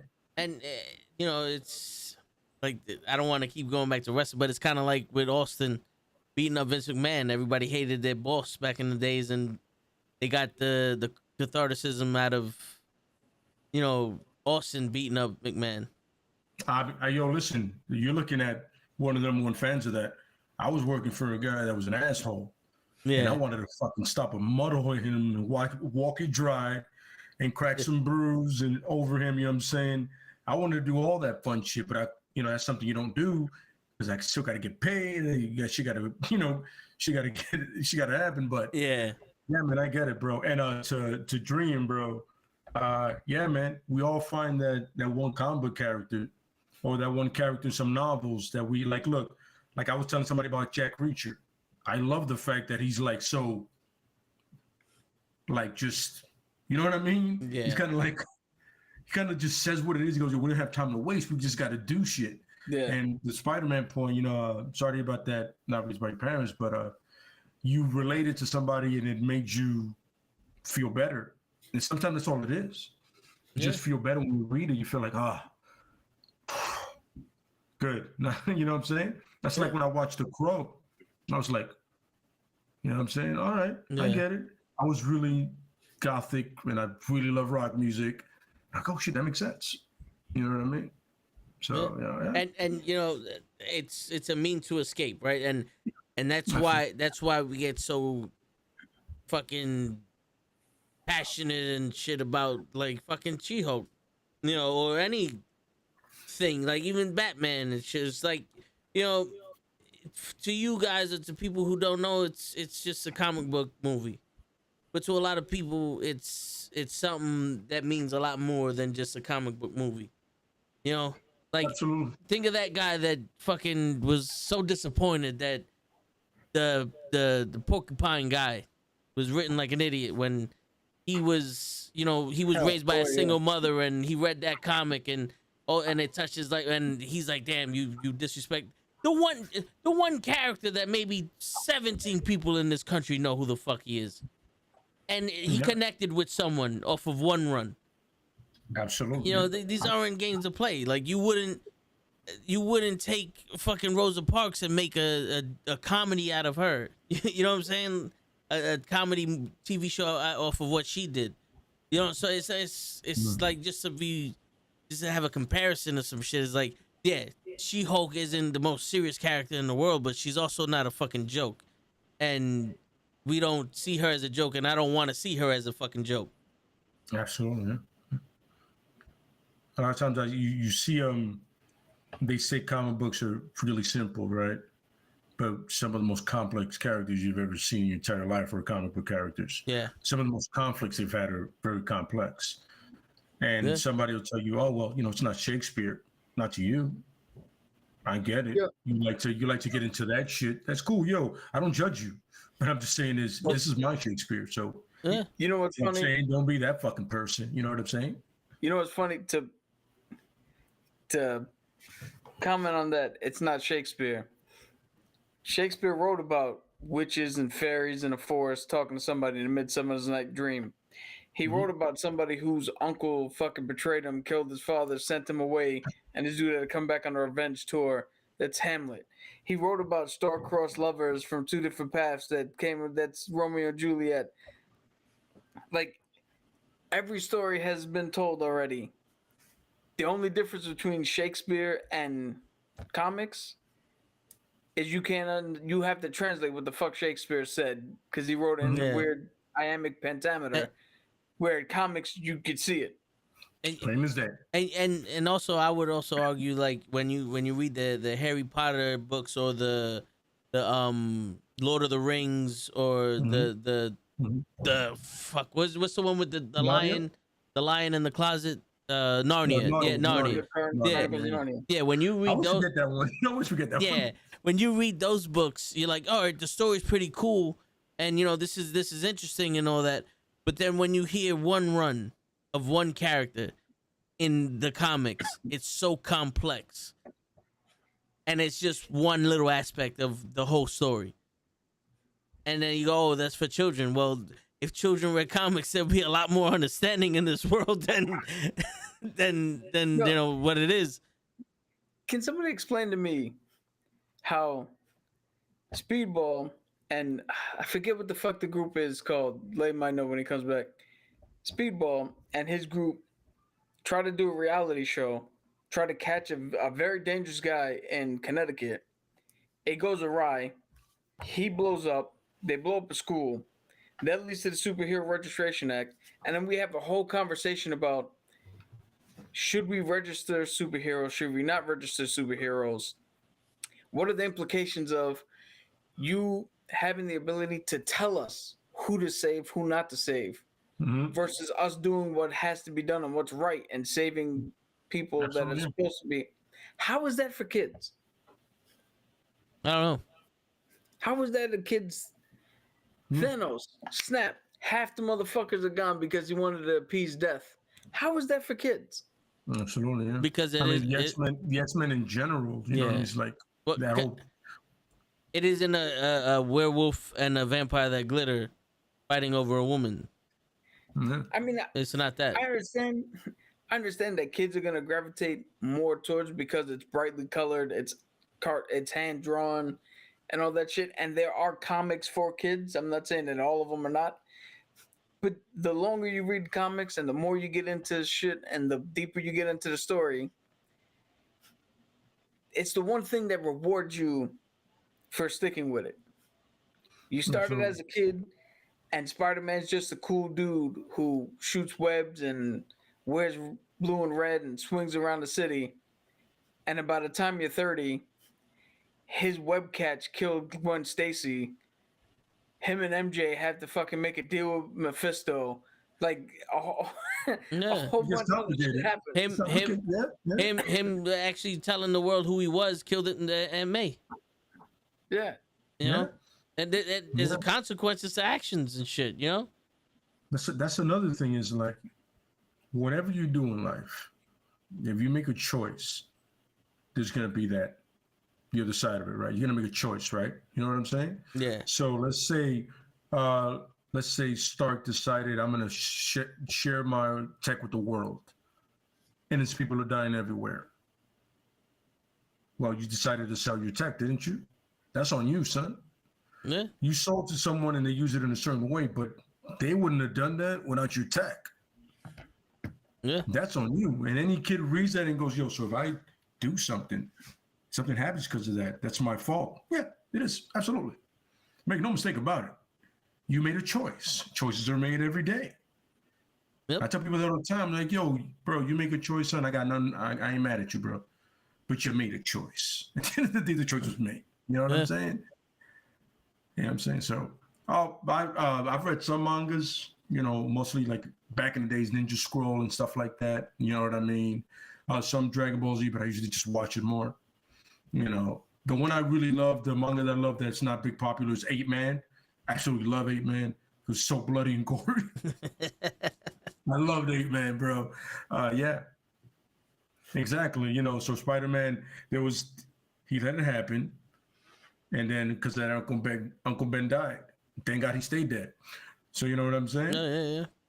There's an action, there's a consequence. And even in the new MCU movie, he made the choice to try to help everyone, and his aunt died for it. You know, he made the choice to try to cure people and save people that wasn't his responsibility, and his aunt died for it. This, you know, without what is it? The road to hell is paved with good intentions. Yep. Absolutely, yes. You know, yes. so it's just sometimes you gotta live with your choice, no matter how fucked up the outcome could be. Certain things are inevitable. Yeah, absolutely, yes. Yeah, and you know, it's also another story, another lesson you can learn in the comics is like, listen, you made the choice to be a good man. Mm-hmm. Just because he didn't make the choice to be a good man with you and you killed your aunt doesn't give you the right to not be a good man anymore. Mm-hmm. Yeah. There's a ton of micro lessons to be learned. Absolutely. If you're paying attention to shit. Yeah, and to Joseph, you're absolutely right. So is it literally just escaped me. Oh, so is Ricky O and the Guyver. You know, the Guyver was. I mean, if you know anything about Japanese stuff, the Guyver is one of those. The Guyver is actually the reason the Guyver came out of the Ultraman because he literally looks exactly the same. Yeah. But he's just a lot bloodier. You know what I'm saying? He has elbow shanks.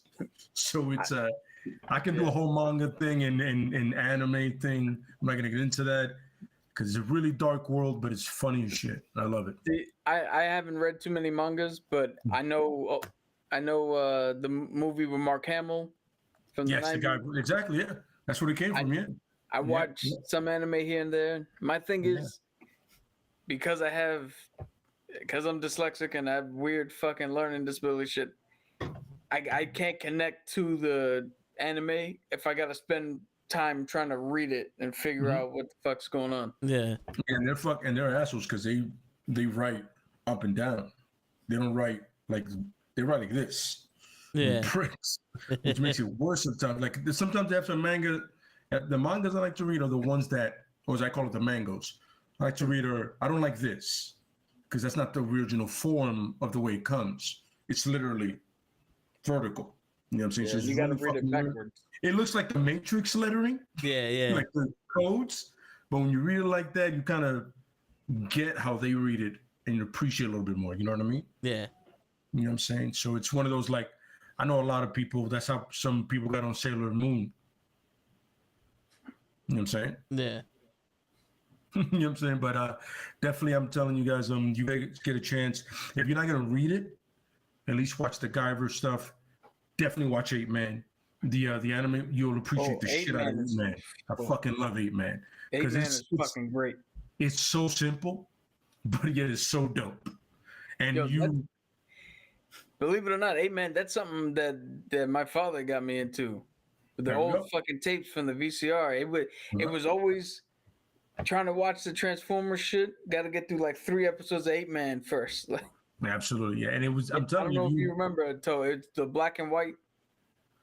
It seemed like the intro was always raining on the fucking dude.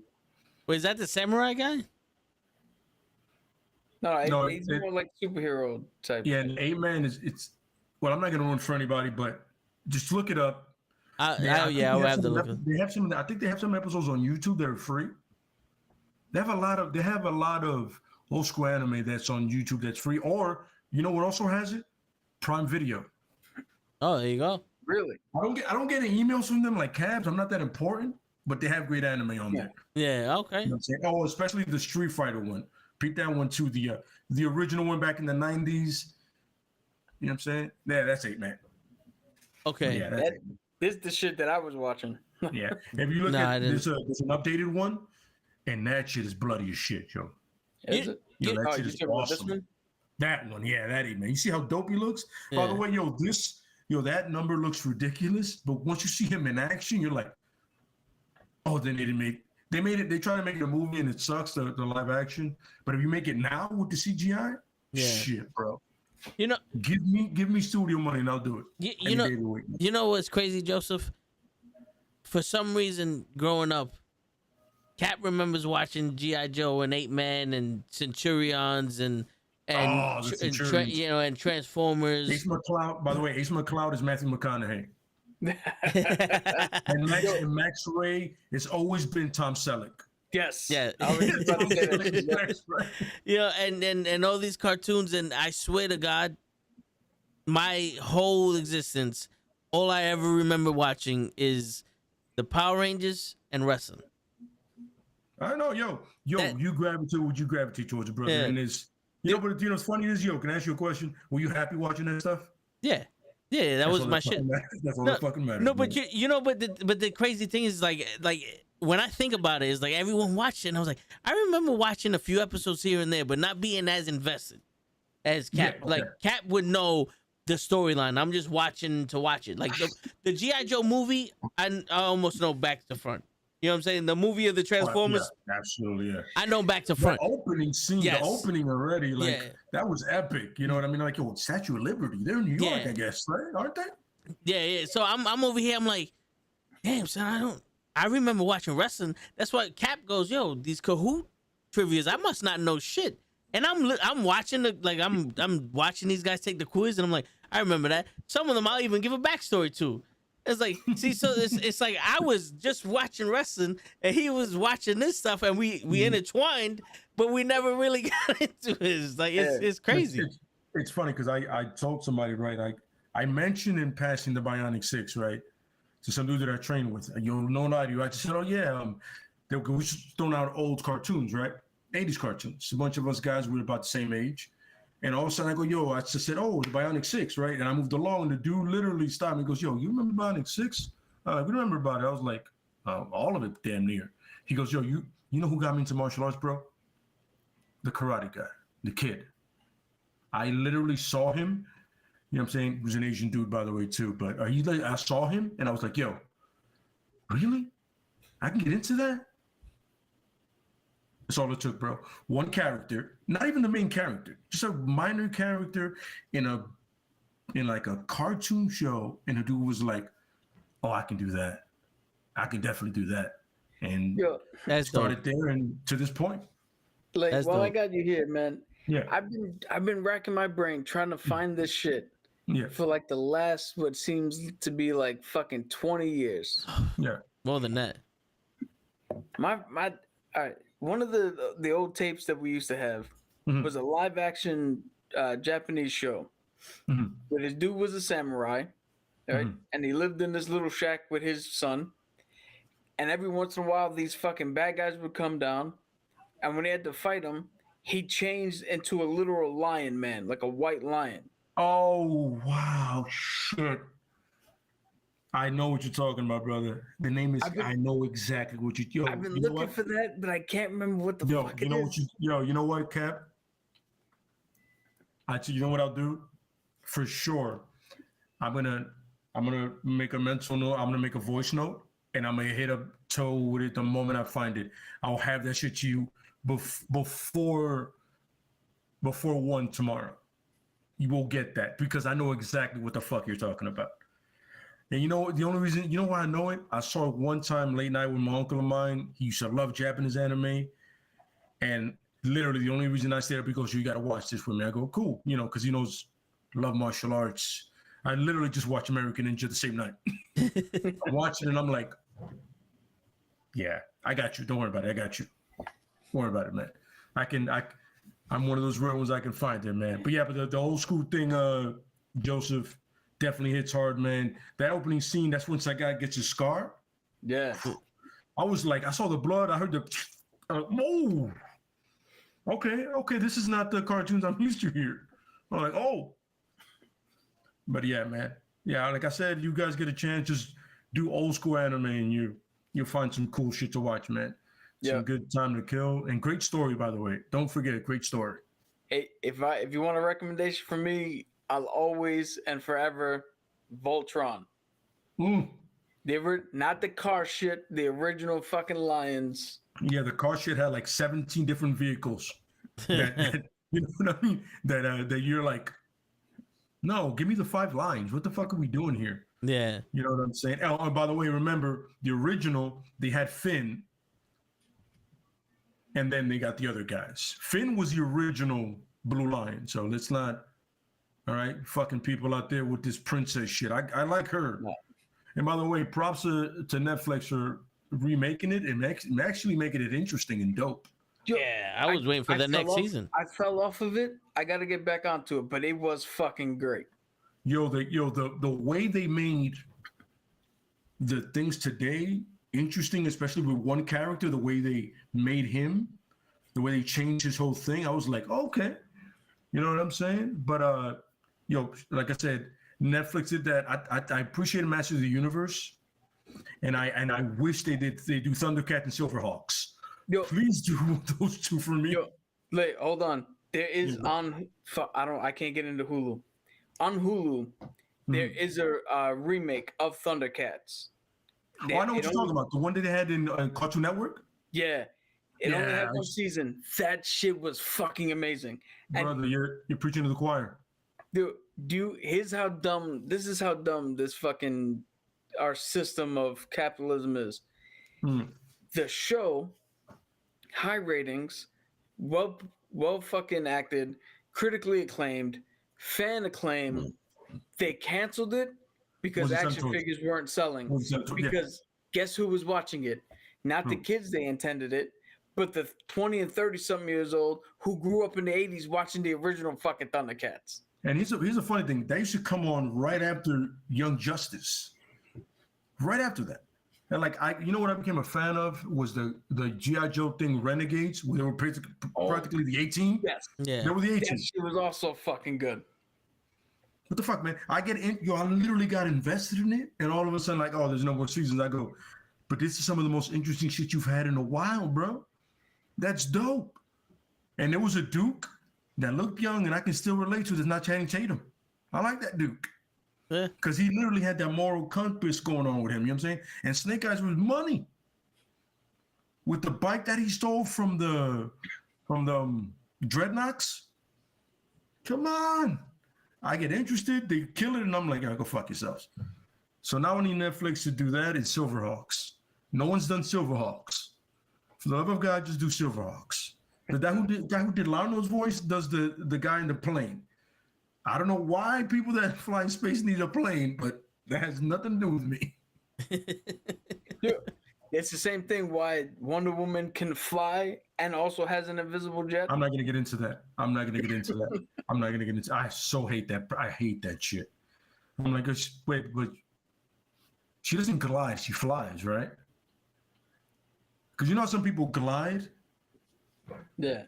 Now I want to go back and see if she's actually flying or is she just like on autopilot and just lying on the ground of her invisible flight. I remember I used to love back in the days where it was just like a white outline of the plane. And you're just like, I hate this. Any common sense, you hate it, bro. Yeah, man. But I told you, listen, you guys get a chance, man. Some of those, your kids will love them because some of those 80s stuff they all have started having PSAs, public service announcement, in case you don't know what that means, because, they were selling too much toys, which is hilarious, right? Yeah. But the ones that have great story, don't sell toys, you cancel. I'm not going to get into that, whatever. And no one is half the battle. Like I was saying, anybody who has kids, the original Thundercats with Kit and the other fucking one, your kids will gravitate to those characters immediately. I gravitated to Panther right away. I had a low haircut already. I was like, and I love ninjas. So I'm like, nunchucks, panthro. He had ninja shoes. I'm in. And he was clearly the black guy. Yeah. He had the jazziest music out of everybody. I'll tell you right now, I knew at a very young age that Chitara was my girl. Yo, it was Ripley and Chitara, bro. I was in. Ripley because it was unfair. She had guns. But then Chitara, I'm like, she can also kick ass and she's fast. Yeah. And then that bodysuit doesn't help. Well, I'm gonna keep it. There's one episode where they seem kind of naked, but you'll get past that real quick. I'm gonna keep it real. Kimberly was mine. Pink Ranger. Oh yeah, of course, Yeah. of course, Kimberly, of course. You know what I'm saying? The Pink Ranger, you're like,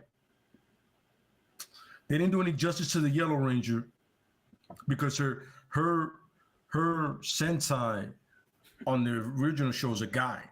In their thing, there's 4 guys and 1 girl. Yeah. They just turned the Yellow Ranger into a girl here in the United States. Yep. So that's why no favors are done there.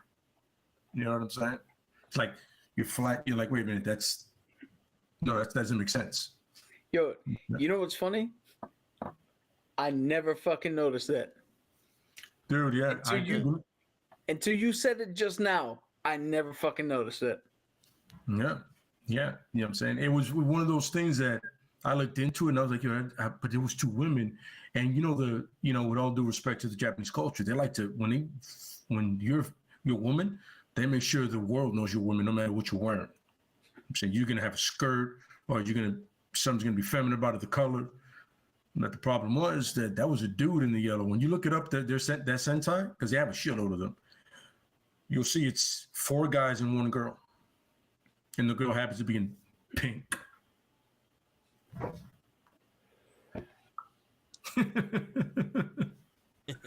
Yeah, man, I'm telling you, bro. It's some of those things you start realizing it in certain ways. You know what I mean? Yeah. And that's one of the reasons in the U.S. they got rid of Finn so quickly to make room for a woman who had a pink suit but was in a blue line. Yo, you could thank the fucking guys who poured it over. Oh, absolutely, yeah. Yeah. Well, with the Power Rangers, you got to thank Savant.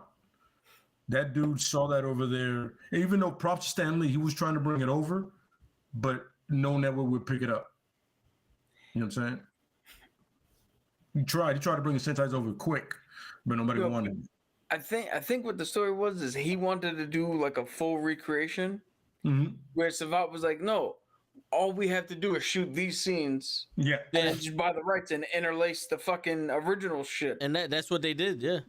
Yeah, and they became so fucking rich. And now Hasbro owns them, but they're still getting paid off of that. Yeah, and there's 7,000 different versions of fucking Power Rangers. Yeah. Because Japan in the 70s had a lot of Sentais. Like the Masked Rider and all that, they had a lot of them. But a lot of them were team Sentais. That's what they call them. Spider-Man had a fucking mech suit. Yo, like when I saw the fact that Spider-Man had his Megazord, I was like, yo, this guy isn't broke. Peter Parker's broke. He can't afford his Megazord. Yeah, he's a teenager with attitude, like. Oh my God. I remember that episode and I was like, it only got better to me once the Green Ranger came in. Yeah. I remember the Green Ranger did add a lot to that show. Absolutely, yeah. Because it was one of those, they finally got somebody that could fight them back. Yeah. Because there wasn't many threats, but when was it Tommy? Jason? Tommy came in. Yeah. When Tommy came in, I was like, oh no, this guy's he's better than them. Yeah. It's like, oh shit. But yo, on that note, guys, it's about to be 12:30. You know, some of us got work tomorrow like assholes, but appreciate everybody stopping by. And on that note, it's your friendly neighborhood knucklehead signing out. Peace.